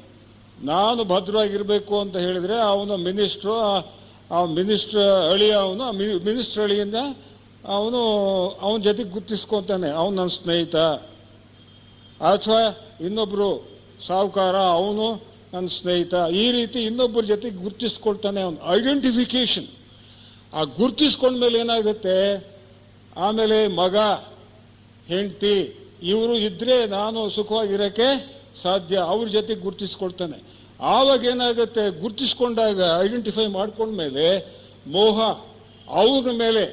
ಈ ಮಗ ನಮಗೆ ಸಾಕ್ತಾನಪ್ಪ, ಹೆಂಡತಿ ಇದ್ರೆ ನನಗೆ ಶುಶ್ರೂಷೆ ಮಾಡ್ತಾಳೆ ಅಂತ ಹೇಳಿದ್ರೆ ಅವಾಗೇನಾಗುತ್ತೆ, ಆವಾಗ ಅವ್ರ ಮೇಲೆ ವ್ಯಾಮೋಹ ಬೆಳೆಯುತ್ತೆ, ಅಟ್ಯಾಚ್ಮೆಂಟ್. ಆ ವ್ಯಾಮೋಹ ಅನ್ನೋದು ಏನು, ಇಟ್ಸ್ ನಥಿಂಗ್ ಬಟ್ ಭ್ರಮೆ, ಇಲ್ಯೂಷನ್. ಆ ವ್ಯಾಮೋಹವೇ ಆ ಅಟ್ಯಾಚ್ಮೆಂಟ್ ಅಂತ ಹೇಳ್ತೀವಲ್ಲ, ಅದೇ ಇಲ್ಯೂಷನ್. ನಂತರ ಒಡೆತನ, ಅವನು ನನ್ನ ಮಗ, ಅವನು ನಾನು ಹೇಳ್ದಂಗೆ ಕೇಳಬೇಕು ಅಂದು ಒಡೆತನ. ಅದು ನಾನು ಹೇಳ್ದಂಗೆ ಕೇಳಬೇಕು ಅಂತ ಬರುತ್ತೆ. ಇಲ್ಲ ಅಂತ ಅಂದರೆ ನನಗೆ ಸೆಕ್ಯೂರಿಟಿ ಇಲ್ಲ, ಭದ್ರತೆ ಇಲ್ಲ. ಅದ್ರ ಮೂಲ ಅದು ಕೊನೆಗೆ ಭದ್ರತೆಗೆ. ಇದೆಲ್ಲ ಒಂದು ಏನಿದೆ ಭದ್ರತೆ, ಅದನ್ನ ಹುಡ್ಕೋಬೇಕಾದ್ರೆ, ಸೆಕ್ಯೂರಿಟಿ ಹುಡ್ಕೋಬೇಕಾದ್ರೆ ಇನ್ನೊಬ್ಬರ ಜೊತೆ ಗುರುತಿಸ್ಕೊಳ್ತಾನೆ, ಅವ್ರ ಜೊತೆಗೆ ವ್ಯಾಮೋಹವನ್ನು ಅಂದರೆ ಅಟ್ಯಾಚ್ಮೆಂಟ್ ಪಡಿತಾನೆ, ಒಡೆತನ, ಅವನು ನನ್ನ ಸೊತ್ತು ಅಂತ ಹೇಳ್ತಾನೆ. ಈ ರೀತಿಯಾಗಿ ಆ ಭದ್ರತೆಯನ್ನು ಕಾದ್ಕೊಳ್ತಾನೆ. ಕಾದ್ಕೊಳ್ಳೋನು ಯಾರಪ್ಪ ಅಂತಂದ್ರೆ ಈಗೋ ಅಂತಂದ್ರೆ ನಾನು ಅಂತಕ್ಕಂಥ ಅಹಂಭಾವ ಇದೆಯಲ್ಲ, ಅದು ಈಗೋ. ಅದ್ರದ ಆ ಈಗೋ ಅಹಂಭಾವದ ನೆಟ್ವರ್ಕ್ ಇದು ಫಾರ್ ಸೆಕ್ಯೂರಿಟಿ ಅಂಡ್ ಸೇಫ್ಟಿ. ಸರಿ, ಅಲ್ಲಿಂದ ನೆಕ್ಸ್ಟ್ ಎಲ್ಗೋಗುತ್ತೆ, ಮೋಹ. ಅದರಿಂದ ದ್ವಂದ್ವತೆ, ಸಂಘರ್ಷ ಉಂಟಾಗುತ್ತೆ. ಅದು ಹೇಗೆ ಅಂತ ನೋಡೋಣ. ಒಳಗಡೆ ಇದು ಹೌದೋ ಅಲ್ವೋ, ಸರಿನೋ ತಪ್ಪೋ ಅನ್ನೋದು ಯಾವಾಗಲೂ ನಡೀತಾ ಇರುತ್ತೆ ನೋಡಿ. ಇದು ಅದು ಸಂಘರ್ಷ. ಸಂಘರ್ಷದಿಂದ ಏನಾಗುತ್ತೆ, ಅಲ್ಲಿಂದ ದುಃಖ ಉಂಟಾಗುತ್ತೆ. ಜೀವನದಲ್ಲಿ ಇದೇನು ಆನಂದದಿಂದ ಎಲ್ಲಿಗೋಗುತ್ತೆ, ದುಃಖಕ್ಕೆ ಹೋಗುತ್ತೆ. ಈ ದುಃಖವನ್ನು ಹೇಗೆ ನಿವಾರಣೆ ಮಾಡಬೇಕು ಅಂತ ಹೇಳಿ ಬುದ್ಧ ಅಂತ ಮಹಾತ್ಮರೆಲ್ಲ ಬಹಳ ಸಂಶೋಧನೆ ಮಾಡಿದ್ರು. ಜೀವನದಲ್ಲಿ ದುಃಖ ನಿವಾರಣೆ ಆಗ್ಬೇಕಪ್ಪ, ಹೇಗೆ ನಿವಾರಣೆ ಆಗಬೇಕು, ಹೇಗಾಗಬೇಕು, ದುಃಖ ನಿವಾರಣೆ ಆಗ್ಬೇಕು. ಅದೇ ತಾನೇ ನಮ್ಗೆ ಬೇಕಾಗಿರೋದು. ಈಗ ಸೊಲ್ಯೂಷನ್ ಏನು ಸೊಲ್ಯೂಷನ್ ಕೊಟ್ಟರು ಅವರು? ಇದಕ್ಕೆಲ್ಲ ಮೂಲ ಯಾವ್ದು ಹೇಳಿ? ಏನು ಸರ್? ಸ್ವಾರ್ಥ. ಆ ಸ್ವಾರ್ಥವನ್ನು ಯಾವ ರೀತಿ ಹಿಡಿದಿಟ್ಕೊಂಡಿರ್ತೀವಿ, ಆಪರೇಷನಲ್ ಸ್ಟೇಜ್. ಆ ಕಾರ್ಯದ ಈ ಭಯ ಇವೆಲ್ಲ ಇದೆ, ನಾನು ಅನ್ನೋದಿದೆ, ಇವೆಲ್ಲ ಆಪರೇಷನಲ್ ಸ್ಟೇಜ್ ಅಲ್ಲ. ಇದು ನಾವು ನಿತ್ಯ ಜೀವನದಲ್ಲಿ ಇದನ್ನ ಅಳವಡಿಸ್ತಾ ಇಲ್ಲ. ಆ ಭಯ ಅನ್ನೋದು ಅದಕ್ಕೆ ಹೋಗ್ತೀವಿ, ನಾವು ಆ ಸ್ಥಿತಿಗೆ ಹೋಗ್ತೀವಿ. ಆದರೆ ನಾವು ಜೀವನದಲ್ಲಿ ಏನನ್ನ ಹಿಡ್ಕೊಂಡು ನಾವು ಆ ಆನಂದವನ್ನು ಪಡೆಯೋದಕ್ಕೆ ಇಷ್ಟಪಡ್ತೀವಿ, ಏನು ಹಿಡ್ಕೊಳ್ತೀವಿ ನಾವು, ಮುಖ್ಯವಾದ್ದೇನು ನಮ್ಮ ಜೀವನದಲ್ಲಿ? ಆಪರೇಷನಲ್ ಏನೋ ಐಟಮ್ ಇಲ್ಲೆಲ್ಲೋ ಒಂದು ಕಡೆ ಇದೆ.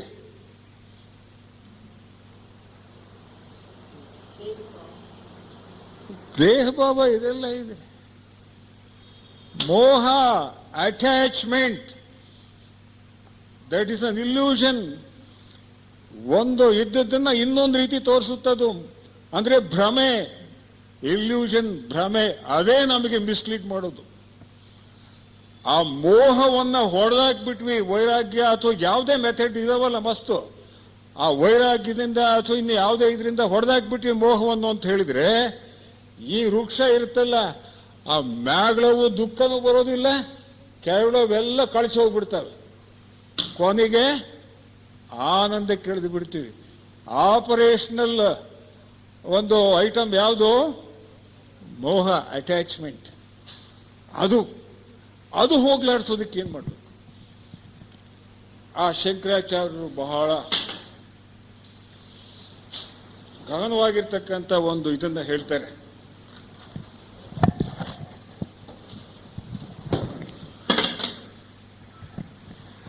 ಏನ್ ಹೇಳ್ತಾರೆ ಶಂಕರಾಚಾರ್ಯ?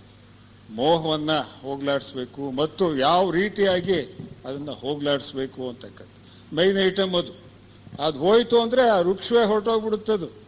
ಆ ಮೋಹ ಅಂತಂದ್ರೆ ಆಸೆ, ಅದ್ರಲ್ಲಿ ಸೇರ್ಕೊಂಡಿರುತ್ತೆ. ಆಸೆ ಅಂತಕ್ಕಂಥವನು ಅವನು ಬಹಳ ದಿವಸದಿಂದ ಹುಡುಕ್ತಿದ್ದೆ ನಾನು, ಅನೇಕ ಜನ್ಮಗಳಿಂದ ಹುಡುಕ್ತಾ ಇದ್ದೆ ಆ ಮನೆ ಕಟ್ಟುವವನನ್ನ. ಅವನು ಈಗ ಸಿಗೇ ಬಿದ್ದ. ಯಾರು ಅವನು? ಮೋಹ ಅಥವಾ ಆಸೆ.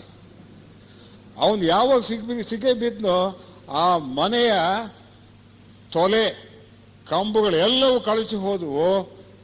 ನಾನು ಮುಕ್ತನಾದೆ, ಅಂದ್ರೆ ಆ ನಿರ್ವಾಣವನ್ನ ಪಡೆದೆ. ಮುಂದೆ ಆ ದೇಹವೆಂಬ ಮನೆಯನ್ನ ಕಟ್ಟುವವನೇ ಇಲ್ದಂಗಾದ, ಅಂದ್ರೆ ಮುಕ್ತಿ ಹೊಂದಿದೆ ಅಂತ ಬುದ್ಧ ಹೇಳ್ತಾನೆ. ಬುದ್ಧ ಅವನು ಹೇಳ್ತಾನೆ. ನೋಡಿ, ಇರಲಿ ಏನೋ ಒಂದು ವಿಚಾರ ಇದೆ. ಪ್ರಾರಂಭ ಎಲ್ಲಿ ಮಾಡ್ಬೇಕು ನಮ್ಮ ಸಾಧನೆ? ಪ್ರಾರಂಭ ಮೋಹವನ್ನ ಹೊಡೆದಾಕಕ್ಕೆ ಸತ್ಸಂಗದಿಂದ ಪ್ರಾರಂಭ ಮಾಡಬೇಕು. ಅದಕ್ಕೆ ಹೇಳ್ತಾರೆ, ಸತ್ಸಂಗತ್ವೇ ನಿಸ್ಸಂಗತ್ವಂ, ನಿಸ್ಸಂಗತ್ವೇ ನಿರ್ಮೋಹತ್ವಂ, ನಿರ್ಮೋಹತ್ವೇ ನಿಶ್ಚಲ ಚಿತ್ತಂ, ನಿಶ್ಚಲ ಚಿತ್ತೇ ಜೀವನ್ಮುಕ್ತಿ. ಎಷ್ಟು ಸ್ಟೆಪ್ಸ್ ಇದಾವೆ, ಹಂತಗಳು. ಸತ್ಸಂಗ ನಾವು ಮೊದಲು ಮಾಡಬೇಕಾದ್ದು ಕೆಲಸ ಸತ್ಸಂಗ, ಅದು ಮಾಡ್ತಾ ಇದ್ದೀವಿ ನಾವು. ಆ ಸತ್ಸಂಗದಲ್ಲಿ ಸಾಯವರೆಗೂ ಇರಬೇಕು. ಇಲ್ಲ ಅಂತಂದ್ರೆ ನಮ್ಮನ್ಗೆ ಬದುಕು ಕೊಡಿಸೋದಿಲ್ಲ, ನಾವು ಮೋಹವನ್ನ ನಾಶ ಮಾಡ್ಕೊಳಕ್ಕಾಗಲ್ಲ, ಮುಕ್ತಿಯನ್ನ ಪಡೆಯೋಕ್ಕಾಗಲ್ಲ. ಸತ್ಸಂಗದಿಂದ ಪ್ರಾರಂಭ ಮಾಡಬೇಕು, ಫಸ್ಟ್ ಸ್ಟೇಜ್. ಸತ್ಸಂಗತ್ವದಿಂದ ನಿಸ್ಸಂಗತ್ವ. ನಿಸ್ಸಂಗತ್ವ ಅಂತಂದ್ರೆ ಈಗೆಲ್ಲ ಇದೀರಿ, ಆ ಮನೆ ಸಂಸಾರ ಎಲ್ಲ ಮರ್ತು ಬಿಟ್ಟಿದ್ದೀರಿ ಅಲ್ವೇ? ಮರ್ತು ಬಿಟ್ಟಿದೀವೋ ಇಲ್ವೋ? ಇದು ನಿಸ್ಸಂಗತ್ವ. ಅಂದ್ರೆ ಮನೆ ಸಂಸಾರದ್ದು ಎಲ್ಲ ತಾಪತ್ರ, ಎಲ್ಲ ಆ ಆಲೋಚನೆಗಳೇ ಇಲ್ಲ. ಥಾಟ್ ಫ್ರೀ ಸ್ಟ್ರೀಟ್ ಇದು, ಥಾಟ್ ಫ್ರೀ ಸ್ಟ್ರೀಟ್, ಆಲೋಚನಾ ರಹಿತ ಸ್ಥಿತಿ ನಿಸ್ಸಂಗತ್ವ ಅಂತ ಹೇಳಿದ್ರೆ. ಆವಾಗ ಅದನ್ನ ಪಡಿಬೇಕಾದ್ರೆ ಆನಾಪಾನಸತಿ ಅಂದ್ರೆ ಬುದ್ಧ ಹೇಳಿದನಲ್ಲ, ಅತ್ಯಂತ ಸುಲಭವಾಗಿರ್ತಕ್ಕಂಥದ್ದು. ಈಗ ಆಲೋಚನೆಗಳು ರಾತ್ರಿ ಹಗಲು ಸುಮ್ಮನೆ ಬರ್ತಾ ಇರ್ತವೆ. ನಾವು ಎಚ್ಚರಿಕೆ ಆಯಿತು ಅಂತ ಅಂದ್ರೆ ಆಲೋಚನೆ ಬರ್ತಾ ಇರ್ತವೆ. ಆಲೋಚನೆ ಒಂದು ನಿಮಿಷ ಸುಮ್ಮನಿರ್ಸಕ್ಕಾಗುತ್ತೋ? ಅಲ್ಲೇ ನಮಗೆ ಕಷ್ಟ ಬಂದಿರೋದು. That's called compulsive thinking. ಒತ್ತಾಯಪೂರ್ವಕವಾಗಿ ಆಲೋಚನೆ ಬರ್ತಾ ಇರ್ತವೆ, ಅದು ತಡೆಯೋಕೆ ಆಗೋದಿಲ್ಲ. ಅದಕ್ಕೋಸ್ಕರವಾಗಿ ಧ್ಯಾನ ಮಾಡಬೇಕು. ಸರಳವಾದ ಧ್ಯಾನ ಏನಪ್ಪ, ಅದು ಇದು ಬೇಕೇ ಇಲ್ಲ. ಉಸಿರಾಟ ಏನಿದೆ ಸಹಜವಾದ ಉಸಿರಾಟ, ದೀರ್ಘವಾಗಿ ಎಳ್ಕೊಳ್ಳೋದಲ್ಲ ಬಿಡೋದಲ್ಲ, ಸಹಜವಾದ ಉಸಿರಾಟವನ್ನು, ಉಸಿರನ್ನು ಬಿಡೋದು, ಉಸಿರನ್ನು ಎಳ್ಕೊಳ್ಳೋದು, ಉಸಿರನ್ನು ಬಿಡೋದು ಎಳ್ಕೊಳ್ಳೋದು ಸಹಜವಾಗಿ, ಅದನ್ನು ಗಮನಿಸ್ತಾ ಹೋಗ್ಬೇಕಷ್ಟೆ. ಮನಸ್ಸು ಎಲ್ಲೋ ತಗೊಂಡು ಹೋಗ್ಬಿಡ್ತದೆ ನಮ್ಮನ್ನ, ಪುನಃ ಆ ಗಮನವನ್ನು ಈ ಉಸಿರಾಟದ ಕಡೆನೆ ಇಡಬೇಕು. ಅನೇಕ ಸತಿ ಅದು ಮಾಡಿಸಿದೆ, ನೀವು ಬೇರೆಯವರು ಕೂಡ ಮಾಡಿಸಿರ್ಬೋದು ಇತ್ತೀಚೆಗೆ. ಉಸಿರಾಟದ ಕಡೆ ಯಾವಾಗಲೂ ಗಮನ ಇರಬೇಕು.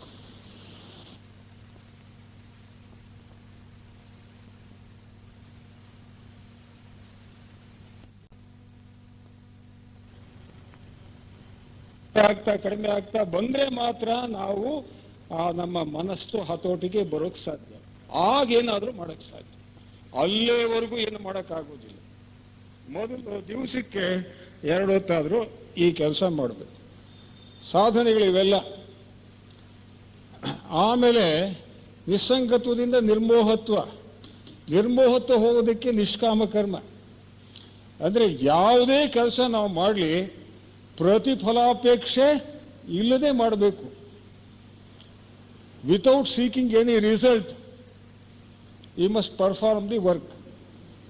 ನಿಷ್ಕಾಮ ಕರ್ಮ, ಯಾವುದೇ ಪ್ರತಿಫಲಾಪೇಕ್ಷೆ ಇಲ್ಲದೆ ಮಾಡಬೇಕು. ಕರ್ಮಣ್ಯೇವಾಧಿಕಾರಸ್ಥೆ ಮಾಫಲೇಶೋ ಕದಾಚನ. ಬಹಳ ಗಹನವಾಗಿರ್ತಕ್ಕಂತಹ ಒಂದು ರಹಸ್ಯ ಅದು ಇಡೀ ಭಗವದ್ಗೀತೆಯಲ್ಲಿ. ಮಾಡುವ ಕರ್ಮವನ್ನು ಮಾಡು, ನಿಷ್ಠೆಯಿಂದ ಮಾಡು, ಇನ್ನು ಉಳಿದ ಫಲದ ಬಗ್ಗೆ ಯೋಚನೆ ಮಾಡಬೇಡ. Do thy duty that is best and leave unto thy Lord the rest ಅಂತ ಹೇಳಿ H.W. ಲಾಂಗ್ಫೆಲೋ ದೊಡ್ಡ ಕವಿ ಹೇಳಿದ್ದಾನೆ.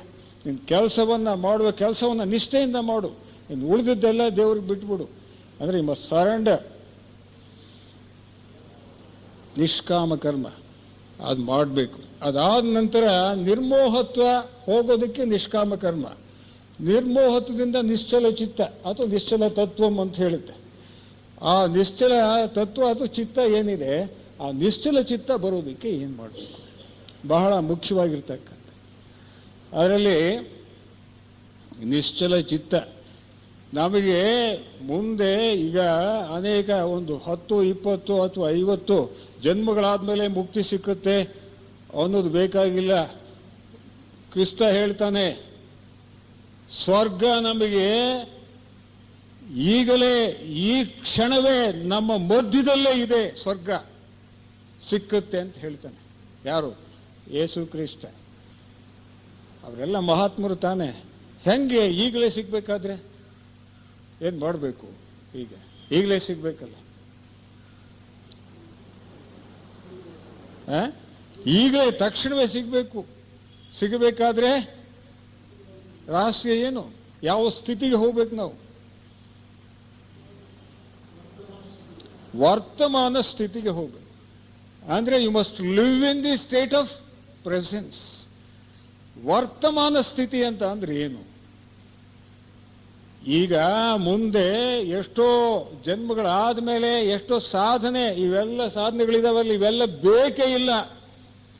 ನಾವೇನಾದರೂ ವರ್ತಮಾನ ಸ್ಥಿತಿಯಲ್ಲಿ ಬಾಳಿದ್ರೆ, ಸದಾ ವರ್ತಮಾನ ಸ್ಥಿತಿಯಲ್ಲಿ ಬಾಳೋದು, ಅದನ್ನೇ ಕೃಷ್ಣಾಜಿಯವರು ಹೇಳ್ತಾರೆ, living in the choiceless state of awareness ಅಂತ ಹೇಳಿ. ಅದೇ ವರ್ತಮಾನ ಸ್ಥಿತಿಯಲ್ಲಿ ನಾವು ಬಾಳೋದಾದ್ರೆ ಅಂದರೆ ಕ್ಷಣ ಕ್ಷಣಕ್ಕೂ ಹೊಸ ಬದುಕುವುದು. ಆ ವರ್ತಮಾನ ಸ್ಥಿತಿನೇ ನಮಗೆ ಮುಕ್ತಿಯನ್ನು ತೋರಿಸುತ್ತೆ. ತಕ್ಷಣವೇ ಆ ಸ್ಥಿತಿಗೆ ಹೋಗಬೇಕು. ಆದ್ರಿಂದ ನಿಶ್ಚಲ ಚಿತ್ತ ನಿಶ್ಚಲವಾಗಬೇಕಾದ್ರೆ, ಅದು ಅಂದರೆ ನೋ ಮೈಂಡ್ ಸ್ಟೇಟ್ ಬರಬೇಕಾದ್ರೆ, ಥಾಟ್ ಫ್ರೀ ಸ್ಟೇಟ್ ಆಗಬೇಕಾದ್ರೆ, ಆಲೋಚನಾ ರಹಿತ ಸ್ಥಿತಿ ಉಂಟಾಗಬೇಕಾದ್ರೆ ಸದಾ ವರ್ತಮಾನದಲ್ಲಿ ಬದುಕುವುದು. ಅದಕ್ಕೆ ಮಧ್ಯಮ ಮಾರ್ಗ ಏನು ಅಂತಕ್ಕಂಥದ್ದು. ಆ ವರ್ತಮಾನದಲ್ಲಿ ಬದುಕೋದು ಅಂತಂದ್ರೆ ಅರ್ಥವೇನು ಅಂತ ಹೇಳಿ ನೋಡಿ. ಅದಕ್ಕೆ ಮಧ್ಯಮ ಮಾರ್ಗ. ಆ ಮಧ್ಯಮ ಮಾರ್ಗದಲ್ಲಿ ಹೋದ್ರೆ, ಇನ್ ಮಿಡಲ್ ಪಾತ್ ಹೋದ್ರೆ, ಬುದ್ಧ ಹೇಳಿದಾನೆ, JK ಹೇಳಿದ್ದಾರೆ, ಆಮೇಲೆ ಬಸವಾದಿ ಪ್ರಮಥರು ಹೇಳಿದ್ದಾರೆ, ಆಮೇಲೆ ನಮ್ಮ ಇಡೀ ಒಂದು ಏನು ವಾಂಗ್ಮಯ ಇದೆ ಅದೆಲ್ಲ ಹೇಳಿದೆ. ಅದು ನಮ್ಮ ಈ ಹಿಂದೂ ಮಹಾತ್ಮರೇನಿದ್ದಾರೆ, ಋಷಿಗಳೇನಿದ್ದಾರೆ ಹೇಳಿದ್ದಾರೆ. ಅದನ್ನು ವರ್ತಮಾನ ಸ್ಥಿತಿಯಲ್ಲಿರೋದು ಅಂತ ಹೇಳಿದರೆ ನಮ್ಮ ಋಷಿಗಳೇನು ಹೇಳಿದ್ದಾರೆ, live in the state of presence, ತಕ್ಷಣ ಸ್ಥಿತಿಯಲ್ಲಿ ಬದುಕೋದು ಅಂತ ಹೇಳಿದರೆ ನಾವು ಹಿಂದಿಂದ ಯೋಚನೆ ಮಾಡೋಂಗಿಲ್ಲ, ಮುಂದಿಂದು ಕಲ್ಪಿಸ್ಕೊಳ್ಳೋಂಗಿಲ್ಲ. ಈ ಸ್ಥಿತಿಯಲ್ಲಿ ಈಗ ಏನು ನಡೀತಾ ಇದೆ, what you are doing you be with that. ಏನು ಮಾಡ್ತಾ ಇದ್ದೀವೋ ಆ ಸ್ಥಿತಿಯಲ್ಲಿರೋದು ಅಷ್ಟೇ. ಅದು ವರ್ತಮಾನ ಸ್ಥಿತಿಯಲ್ಲಿ ಇರ್ತಕ್ಕಂಥದ್ದು. ಅದು ಹೀಗೆ ಅದನ್ನು ಹೇಗೆ ಆ ಸ್ಥಿತಿಯನ್ನು ಪಡಿಬೇಕು ಅಂತಕ್ಕಂಥದ್ದು. ಅದನ್ನೇ ಅದಿದಾದ ಮೇಲೆ ಅದನ್ನು ಹೇಳ್ತೀನಿ ನಾನು, ಯಾವ ರೀತಿ ವರ್ತಮಾನ ಸ್ಥಿತಿಯಲ್ಲಿ ಬಾಳೋದು. ಅದೇ ವರ್ತಮಾನ ಸ್ಥಿತಿಯಲ್ಲಿ ಬಾಳೋದು ಅಂತ ಹೇಳಿದರೆ ಬುದ್ಧ ಅವನು ಈ ಅವೇಕಂಡ್ ಕಾನ್ಷಿಯಸ್ನೆಸ್ ಅಂತ ಹೇಳ್ತೀವಲ್ಲ, ಎಚ್ಚೆತ್ತ ಪ್ರಜ್ಞೆ, ಆ ಎಚ್ಚೆತ್ತ ಪ್ರಜ್ಞಾ ಸ್ಥಿತಿ ಏನಿದೆ ಅದು ವರ್ತಮಾನ ಸ್ಥಿತಿಯಲ್ಲಿ ಇದ್ದಾಗ ಮಾತ್ರ ಅದು ಎಚ್ಚೆತ್ತ ಪ್ರಜ್ಞೆ ಉಂಟಾಗ, ಅಂದರೆ ಬುದ್ಧನ ಒಂದು ಸ್ಥಿತಿ ಅದು ಯಾವಾಗಲೂ ಅದರಲ್ಲಿ ಇರ್ತಾ ಇದ್ದ. ಈಗ ಉದಾಹರಣೆಗೆ ಹೇಳ್ತೀನಿ, ನಮ್ಮಲ್ಲಿ ನಡೆದಾಡುವ ದೇವರು ಯಾರಲ್ಲೂ ನಾನು ಕಾಣಲಿಲ್ಲ. ಮೊನ್ನೆ ಇದು ಕರ್ನಾಟಕ ರತ್ನ ಕೊಟ್ರಲ್ಲ ಪ್ರಶಸ್ತಿ, ಯಾರಿಗೆ? ಶಿವಕುಮಾರ ಸ್ವಾಮಿಗಳಿಗೆ. ತುಮಕೂರು ಸಿದ್ಧಗಂಗಾ ಶಿವಕುಮಾರ ಸ್ವಾಮಿಗಳಿಗೆ ಕೊಟ್ರಲ್ಲ, ಅವ್ರು ನೋಡಿದ್ದೀರಾ, ವಾಚ್ ಮಾಡಿದ್ದೀರಾ? ಸುಮ್ಮನೆ ಹೀಗೆ ಇರ್ತಾರೆ. ಜನಗಳು ನೋಡೋದೇ ಇಲ್ಲ, ಅವ್ರ ಮೇಲೆ ಕೆತ್ತೋದೇ ಅಪರೂಪ, ಯಾವಾಗಲೂ ಅದೇ ಸ್ಥಿತಿಯಲ್ಲಿ ಇರ್ತಾರೆ. ನೀವು ಅವ್ರನ್ನ ಉಗುಳ್ರಿ ಏನೇ ಮಾಡಿ ಅದೇ ಸ್ಥಿತಿಯಲ್ಲಿ ಇರ್ತಾರೆ. He always lives in the state of presence, is an embodiment of the state of presence.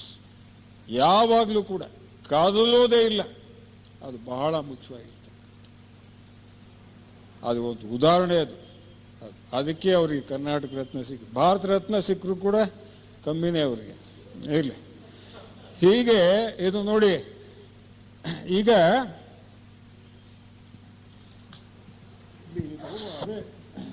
Time factor ನೋಡಿ, ಇದು ಮನಸ್ಸು ಯಾವ ರೀತಿ ಕೆಲಸ ಮಾಡ್ತಾ ಇದೆ ಅಂತ ಹೇಳಿದ್ರೆ ಈ ರೀತಿ ಸಿಂಪಲ್ ಪೆಂಡ್ಲಲ್ಲಿ ಆ ಕಡೆ ಈ ಕಡೆ ಓದಾಡ್ತಾ ಇರುತ್ತೆ.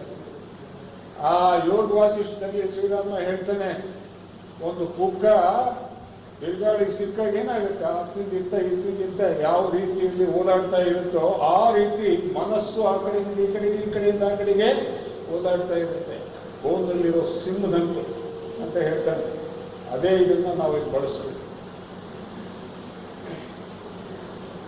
ಇಲ್ಲಿದ್ರೆ ಅದು ನಿಲ್ಲೋದಿಲ್ಲ, ಆ ಕಡೆ ಹೋಗುತ್ತೆ. ಅಲ್ಲಿದ್ರೆ ನಿಲ್ಲೋಲ್ಲ, ಈ ಕಡೆ ಬರುತ್ತೆ. ಎರಡು ತುದಿಗಳಲ್ಲಿ ಇದ್ದಾಗ ಅದು ನಿಲ್ಲೋದಿಲ್ಲ. ಅದು ಯಾವುದು? ಇದು ಮನಸ್ಸಿನ ಸ್ಥಿತಿ, ಓಲಾಡುವ ಸ್ಥಿತಿ. ಈಗ ಇದು ಈ ಸ್ಥಿತಿ ರಾಗ ಅಂತ ಹೇಳಿದ್ರೆ ಅಂದ್ರೆ ಇಷ್ಟಪಡೋದು, ಮೋಹ.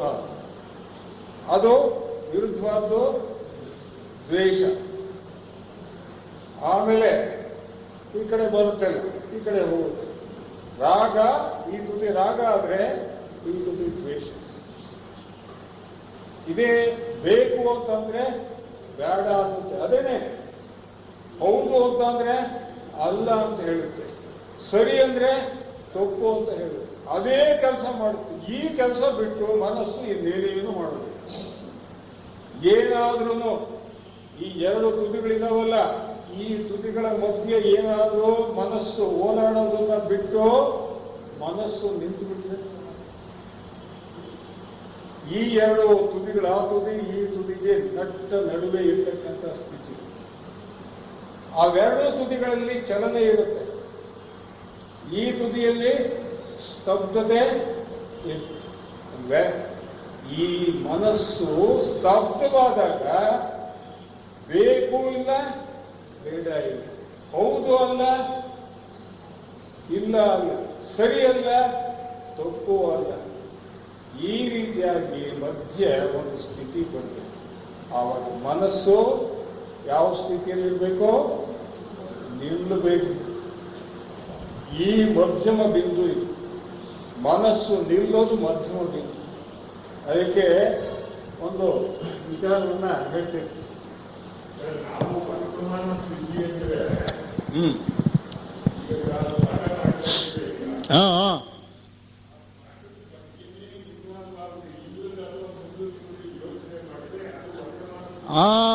Exactly correct. ನಾನು ಹೇಳೋದನ್ನ ನೀವು ಸುಮ್ಮನೆ ಆಲಿಸ್ಬೇಕು. ಆಲಿಸ್ತಾ ಇರಬೇಕಾದ್ರೆ ಏನಾದರೂ ಯೋಚನೆ ಮಾಡಿದ್ರೆ ಹೋಯ್ತದ ವರ್ತಮಾನ ಸ್ಥಿತಿಯಲ್ಲ. ನಾನು ಹೇಳೋದನ್ನ ಸುಮ್ಮನೆ ಫಾಲೋ ಮಾಡ್ತಾ ಇರಬೇಕು. ಹಿಂದಿಂದು ಯೋಚನೆ ಮಾಡಿಕೊಡೋದು, ಮುಂದಿಂದು ಯೋಚನೆ ಮಾಡೋದು. ಇದು ಕರೆಕ್ಟಾಗಿ ಹೇಳಿದ್ರಿ ನೀವು. ಕೇಳೋದು ಸುಮ್ಮನೆ ಲಿಸನಿಂಗ್ ಇದೆಯಲ್ಲ, ವಿಥೌಟ್ ಎನಿ ಡಿಸ್ಟರ್ಬೆನ್ಸ್, ಅದು ವರ್ತಮಾನ ಸ್ಥಿತಿ. ನಾನು ಮಾತಾಡ್ತಾ ಇದ್ದೀನಿ. ನಾನು ಮಾತಾಡ್ತಾ ಇರಬೇಕಾದ್ರೆ ನಾನು ಮಾತಾಡೋದ್ರಲ್ಲೇ ತಲ್ಲೀನಾದರೆ ಅದು ವರ್ತಮಾನ ಸ್ಥಿತಿ. ನಾನು ಮಾತಾಡಬೇಕಾದ್ರೆ ನಿಮಗೆ ಚೆನ್ನಾಗಿ ಹೇಳಬೇಕು, ನೀವು ಚೆನ್ನಾಗಿ ನನ್ನ ಶಬಾಶ್ಗಿರಿ ಕೊಡಬೇಕು ಅಂತ ಮಾತಾಡಿದರೆ ಹೋಯ್ತಲ್ಲಿ, ಅದು ವರ್ತಮಾನ ಸ್ಥಿತಿಯಲ್ಲ. ಸ್ವಲ್ಪ ಒಂದು 5 ನಿಮಿಷ ನೆಕ್ಸ್ಟ್. ಯಾಕೆಂತಂದರೆ ರಿಯಲಿ 1 ಅವರ್ಗೆ ಆಗೋದಿಲ್ಲ. ಹೀಗೆ ಇರ್ತಕ್ಕಂಥದ್ದು ನೀವು ಹೇಳಿದ ಕರೆಕ್ಟ್. ಸುಮ್ಮನೆ ಕೇಳ್ತಕ್ಕಂಥದ್ದು ಇದು ಆ ಕಡೆ ಈ ಕಡೆ ಓಲಾಡ್ದು ಮಧ್ಯೆ ನಿಂತ್ಕೊಟ್ರೆ ಮಾತ್ರ ಅವೆಲ್ಲ ಅದು ವರ್ತಮಾನ ಸ್ಥಿತಿಯಲ್ಲಿ ಬರುತ್ತೆ. ನೋಡಿ, ಉದಾಹರಣೆಗೆ ರಾಗ ದ್ವೇಷ ಅದ್ರ ಮಧ್ಯೆ ಇರ್ತಕ್ಕಂಥದ್ದು ಇದು. ಇಲ್ಲಿ ಒಂದು ಮ್ಯಾಗ್ನೆಟ್ ಇದೆ, ಒಂದು ಅಯಸ್ಕಾಂತ. ಅನೇಕ ಜನಕ್ಕೆಲ್ಲ ಗೊತ್ತಿದೆ, ಹೈಸ್ಕೂಲ್ ಓದೋರ್ಗೂ ಗೊತ್ತಾಗತ್ತೆ. ಬರೀ ಕಬ್ಬಣ ಅಲ್ಲ, ಅಯಸ್ಕಾಂತ. ಅದರ ಇರ್ತಕ್ಕಂತಹ ಕಣಗಳು ಕರೆಕ್ಟಾಗಿ ಒಂದರಿಂದ ಒಂದು ನಿಂತಿರ್ತವೆ. ಈ ಅಯಸ್ಕಾಂತವನ್ನ ಬಾರ್ ಮ್ಯಾಗ್ನೆಟ್, ಅಯಸ್ಕಾಂತವನ್ನ ಕಬ್ಬಿಣದ ರಜೆಗಳಿರ್ತಾವಲ್ಲ ಅದಕ್ಕೆ ಪೂರ್ತಿಯಾಗಿ ಹೊರಳಾಡಿಸ್ಬೇಕು. ಹೊರಳಾಡಿಸಿದಾಗ ಏನಾಗುತ್ತೆ? ಅಂಟ್ಕೊಳ್ತವೆ ಕಬ್ಬಿಣದ ರಜೆಗಳು ಅಲ್ವೇ ಅಯಸ್ಕಾಂತಕ್ಕೆ, ಮ್ಯಾಗ್ನೆಟ್ಗೆ ಐರನ್ ಫೈಲಿಂಗ್ಸ್ ಅಂಟ್ಕೊಳ್ತವೆ. ಎಲ್ಲೆಲ್ಲಿ ಜಾಸ್ತಿ ಅಂಟ್ಕೊಳ್ತವೆ, ಎಲ್ಲಿ ಅಂಟ್ಕೊಳ್ಳೋದಿಲ್ಲ ಹೇಳಿ? ಆ ಕಡೆ ಪೋಲ್ಸ್ನಲ್ಲಿ, ನಾರ್ತ್ ಪೋಲ್, ಸೌತ್ ಪೋಲ್, ಈ ತುದಿಗಳಲ್ಲಿ ಜಾಸ್ತಿ ಅಂಟ್ಕೊಳ್ಳುತ್ತೆ, ಪವರ್ ಜಾಸ್ತಿ ಇರುತ್ತೆ. ಬರ್ತಾ ಬರ್ತಾ ಆ ಕಡೆಯಿಂದ ಬರ್ತಾ ಮಧ್ಯದಲ್ಲಿ ಕಬ್ಬಿಣದ ರಜೆಗಳು ಅಂಟ್ಕೊಳ್ತಾವೇನೋ? ಒಂದು ಅಂಟ್ಕೊಳ್ಳಲ್ಲ. ಆ ಕಡೆ ಈ ಕಡೆ ಜಾಸ್ತಿ ಅಂಟ್ಕೊಳ್ತವೆ. ಇಲ್ಲಿ ಮಾತ್ರ ಮಧ್ಯದಲ್ಲಿ ಅಂಟ್ಕೊಳ್ಳೋದೇ ಇಲ್ಲ. ಅದಕ್ಕೆ ಎಂ ಅಂದರೆ ನಲ್ ಪಾಯಿಂಟ್ ಅಂತ ಕರಿತೀವಿ. ಅಂದರೆ ಆಕರ್ಷಣೆ ಇಲ್ಲೂ ಇಲ್ಲಿ ಇರುತ್ತೆ ವಿನಃ ಅತಿ ಜಾಸ್ತಿ ಬರ್ತಾ ಬರ್ತಾ ಇಲ್ಲಿ ಇರೋದೇ ಇಲ್ಲ. ನಲ್ ಪಾಯಿಂಟ್, ಶೂನ್ಯ ಬಿಂದು ಅಂತ ಹೇಳ್ತೀವಿ. ಆ ರೀತಿಯಾಗಿ ಇದು ನಾರ್ತ್ ಸೌತ್ ಆದರೆ ಇದು ರಾಗ ದ್ವೇಷ, ಆಸ್ತಿಕತೆ ನಾಸ್ತಿಕತೆ ಹಿಂಗೆಲ್ಲ ಆಗ್ತಾ ಹೋದರೆ ಮಧ್ಯ ಯಾವುದಪ್ಪ ಅಂತ ಹೇಳಿದ್ರೆ ನಲ್ ಪಾಯಿಂಟ್ ಇದು. ಇವೆಲ್ಲ ನೋಡಿ, ಆಸ್ತಿಕತೆ ಒಬ್ಬರು ದೇವ್ರಿದ್ದಾನೆ ಅಂತ ಹೇಳ್ತಾರೆ, ದೇವ್ರಿಲ್ಲ ಅಂತ ಹೇಳ್ತಾರೆ. ನಾಸ್ತಿಕತೆ ಅದು ಈ ಕಡೆಯಿಂದ ಆ ಕಡೆ ಹೋಗುತ್ತೆ. ಅದೆಲ್ಲ ಮನಸ್ಸಿಂದೆ. ಈ ತುದಿಗಳೇನು ಎಲ್ಲ ಮನಸ್ಸು ಸಂಬಂಧಿಸ್ತವು. ಮನಸ್ಸು ನಿಂತರೆ ಆಗ ಇದ್ರ ಪ್ರಭಾವ ಆಗಲಿ ಇಲ್ಲಿರೋಲ್ಲ, ಇದ್ರ ಪ್ರಭಾವನೂ ಇಲ್ಲಿರೋಲ್ಲ. ಎರಡರ ಪ್ರಭಾವ ಇಲ್ಲಿ ಶೂನ್ಯವಾಗಿರುತ್ತೆ. ಇಲ್ಲಿ ಎಂ ನಲ್ ಪಾಯಿಂಟ್ನಲ್ಲಿ ಶೂನ್ಯವಾಗಿರುತ್ತೆ. ಅದು ವರ್ತಮಾನ ಸ್ಥಿತಿ. ಅಲ್ಲಿ ನೋ ಮೈಂಡ್ ಸ್ಟೇಟ್, ಆಲೋಚನಾ ರಹಿತ ಸ್ಥಿತಿಯಾಗಿರುತ್ತೆ. ಅದು ಯಾವುದು? ಇದು ಮಧ್ಯ. ಆಸ್ತಿಕತೆ ನಾಸ್ತಿಕತೆ ಮನಸ್ಸಿಂದ ಆಯಿತು, ಮಧ್ಯದಲ್ಲಿ ಮನಸ್ಸು ನಿಲ್ಗಡೆ ಆಯಿತು ಅಂದರೆ ಸತ್ಯದ ಸಾಕ್ಷಾತ್ಕಾರ ಆಗುತ್ತೆ. ಆಸ್ತಿಕತೆನೂ ಬೇಕಾಗಿಲ್ಲ ನಮಗೆ, ನಾಸ್ತಿಕತೆನೂ ಬೇಕಾಗಿಲ್ಲ. ಹೌದು ಅಲ್ಲ, ಆದ್ರೆ ಮಧ್ಯ ನಿಂತು ಬಿಟ್ರೆ ಮನಸ್ಸು ಮೌನ ಸ್ಥಿತಿಯನ್ನು ಪಡೆಯುತ್ತೆ. ಸುಖ ದುಃಖ ಅದೆಲ್ಲ ಮನಸ್ಸಿಂದು ಆಟ. ಮಧ್ಯದಲ್ಲಿ ನಿಂತು ಬಿಟ್ರೆ ಆನಂದ. ಸುಖ ದುಃಖಗಳ ನಡುವೆ ಏನಿರುತ್ತೆ? ಆನಂದ ಸ್ಥಿತಿ. ಇಲ್ಲಿ ಭೂದೇವಿ, ಆ ಕಡೆ ಶ್ರೀದೇವಿ, ಆ ಕಡೆ ಒಬ್ರು ಈ ಕಡೆ ಒಬ್ರು ಎಳಿತಾ ಇರ್ತಾರೆ. ಆದ್ರೆ ವೆಂಕಟೇಶ ಕೊನೆಗೆ ಏನ್ ಮಾಡ್ತಾನೆ? ಹಾಗೆ ಸ್ತಬ್ಧವಾಗಿ ನಿಂತು ಬಿಡ್ತಾನೆ. ಅದು ವರ್ತಮಾನ ಸ್ಥಿತಿ. ಆದ್ರೆ ಕಲ್ಲಾಗ್ತಾನೆ ಅಂತ ಹೇಳ್ತೀವಲ್ಲ, ಲೌಕಿಕ ಜನಾಂಗಕ್ಕೆ ಅವನು ಕಲ್ಲಾಗ್ತಾನೆ, ಆಧ್ಯಾತ್ಮಿಕ ಜನಾಂಗಕ್ಕೆ ಕಲ್ಲಾಗಲ್ಲ. ಅವನು ಆನಂದದ ಸಚ್ಚಿದಾನಂದ ಸ್ಥಿತಿಯಲ್ಲಿ ಇರ್ತಾನೆ. ಅವರಿಬ್ಬರನ್ನ ವರ್ಜೆ ಮಾಡಿದಾಗ ಯಾವುದು ಭೂಮಿಯನ್ನ ಮತ್ತು ಸಿರಿಯನ್ನ, ಒಂದು ಸ್ಥಿರ ಇನ್ನೊಂದು ಅಸ್ಥಿರ ಚಂಚಲ. ಅದು ಮನಸ್ಸು, ಇದು ದೇಹ. ಇದು ಎಂಥ ದೇಹ? ಇದು ಫಿಸಿಕಲ್ ಬಾಡಿ. ಯಾವುದು? Bhudevi physical body, Sridevi mind ಮನಸ್ಸು. ವೆಂಕಟೇಶ ಇದು ಸ್ತಬ್ಧವಾಗಿಬಿಟ್ರೆ ಅಂದರೆ ವರ್ತಮಾನ ಸ್ಥಿತಿ ಬಂದರೆ. ಈ ರೀತಿಯಾಗಿ ಬಂದರೆ ಕೊನೆಗೆ ಭೂತ ಅಂದರೆ ಹಿಂದಿಂದು ಯೋಚನೆ ಮಾಡೋದು, ಹಿಂದಿನ ನೆನೆಸ್ಕೊಳ್ಳೋದು. ಇಲ್ಲ ಅಂದರೆ ಮನಸ್ಸೇನು ಮಾಡುತ್ತೆ? ಹಿಂದಿನ ನೆನೆಸ್ಕೊಳ್ಳುತ್ತೆ. ಇಲ್ಲ ಅಂದರೆ ಮುಂದಿಂದು ಅದು ಏನೋ ಕಲ್ಪನೆ ಮಾಡಿಕೊಳ್ಳುತ್ತೆ ಅಲ್ವೇ? ಅದು ಭವಿಷ್ಯತ್ತದು. ಇವೆರಡೇ ಕೆಲಸ ಮಾಡೋದು ಮನಸ್ಸು. ಏನಾದರೂ ಮನಸ್ಸು ನಿಂತು ಬಿಟ್ರೆ, ಸ್ತಬ್ಧ ಸ್ಥಿತಿಗೆ ಬಂದರೆ ಅದು ವರ್ತಮಾನ ಸ್ಥಿತಿ. ಭೂತ ಭವಿಷ್ಯತ್ತು, ಅದು ಮನಸ್ಸಿನ ಕ್ಷೇತ್ರ. ಆದರೆ ಇವೆರಡರ ಮಧ್ಯೆ ಬಂದು ನಿಂತ್ಕೊಂತು ಅಂತ ಹೇಳಿದ್ರೆ ಮನಸ್ಸು ನಿಂತಾಗ ವರ್ತಮಾನ ಸ್ಥಿತಿ ಬರುತ್ತೆ. ಮನಸ್ಸು ನಿಲುಗಡೆಯಾದಾಗ ವರ್ತಮಾನ ಸ್ಥಿತಿಗೆ ಬರುತ್ತೆ. ಅವಾಗ ಭೂತನೂ ಇರೋಲ್ಲ, ಭವಿಷ್ಯತ್ತೂ ಇರೋಲ್ಲ. ಆ ವರ್ತಮಾನ ಸ್ಥಿತಿ ಬಗ್ಗೆ ನಾನು ಹೇಳ್ತಾ ಇರೋದು. ವರ್ತಮಾನ ಅಂದರೆ ಈಗ ಕ್ಷಣ ಕ್ಷಣಕ್ಕೂ ವರ್ತಮಾನ ಸ್ಥಿತಿ. ಈಗ ವರ್ತಮಾನ ಸ್ಥಿತಿ ಇದೆ ಅಂತಂದ್ರೆ ಹೋಯ್ತದಾಗ್ಲೇ. ಈಗ ಇದೆ ಅಂತ ಅಂದ್ರೆ ಹೋಯ್ತದಾಗ್ಲೇ. ಈಗ ಇದೆ ಅಂತಂದ್ರೆ ಹೋಯ್ತದಾಗ್ಲೇ ವರ್ತಮಾನ ಸ್ಥಿತಿ. ಅಂದ್ರೆ ಈ ಮಾತಿಗೆ ಎಟಕದೇ ಇರತಕ್ಕಂಥ ಸ್ಥಿತಿ. ಅದು ಮಾತಿಗೆ ಎಟಕದೇ ಇರತಕ್ಕಂಥ ಸ್ಥಿತಿ, ಕೇವಲ ಅನುಭವಿಸ್ತಕ್ಕಂಥದ್ದು, ಕ್ಷಣ ಕ್ಷಣಕ್ಕೂ ಅನುಭವಿಸ್ತಕ್ಕಂಥ ಸ್ಥಿತಿ, ಅದು ವರ್ತಮಾನ ಸ್ಥಿತಿ. ಅದು ಯಾರಿಗಾದ್ರೂ ಬಂದರೆ, ಆ ಮನಸ್ಸು ನಿಲ್ಗಡೆಯಾದರೆ ಆ ಸ್ಥಿತಿಯಲ್ಲಿರಬೇಕು. ಅದು ಆ ಸ್ಥಿತಿಯಲ್ಲಿರಬೇಕಾದ್ರೆ ಏನು ಮಾಡಬೇಕು ಅಂತಕ್ಕಂಥದ್ದು ನಮ್ಮಲ್ಲಿ ಒಬ್ಬರು ಕೇಳಿದ್ರು. ನೋಡೋಣ, ಅದನ್ನ ಹೇಳ್ತಾನೆ ಜೀಸಸ್ ಕ್ರೈಸ್ತು. ಅದ್ರ ಬಗ್ಗೆ ಹೇಳ್ತಾನೆ ಬೈಬಲ್ನಲ್ಲಿ ಬಹಳ ಇದೆ. ವರ್ತಮಾನ ಸ್ಥಿತಿಯಲ್ಲಿ ಬಾಳಿದಾಗ ಈ ಕ್ಷಣವೇ ನಮಗೆ ಸ್ವರ್ಗ, ಆ ಸ್ವರ್ಗವೇ ನಮಗೆ ಏನು ಆನಂದವನ್ನ ಕೊಡ್ತಕ್ಕಂಥದ್ದು. ಅದೇ ತಕ್ಷಣವೇ ಬಿಡುಗಡೆ ಮಾಡ್ತಕ್ಕಂಥದ್ದು ಯಾವ ಸಾಧನೆ ಅಂತ ಅಂದ್ರೆ ವರ್ತಮಾನ ಸ್ಥಿತಿಗೆ ಹೋಗ್ಬೋದು. To live in the state of presence that takes you immediately to the absolute. That's a quantum leap to the absolute. ಆ ಪರತತ್ವಕ್ಕೆ ನೇರ ಜಿಗಿತ ಅಂತ ಅಂದ್ರೆ ತಕ್ಷಣವೇ ವರ್ತಮಾನ ಸ್ಥಿತಿಯಲ್ಲಿ ಇರೋದು, ಅಂದ್ರೆ ನೋ ಮೈಂಡ್ ಸ್ಟೇಟ್ ನಲ್ಲಿ ಇರೋದು.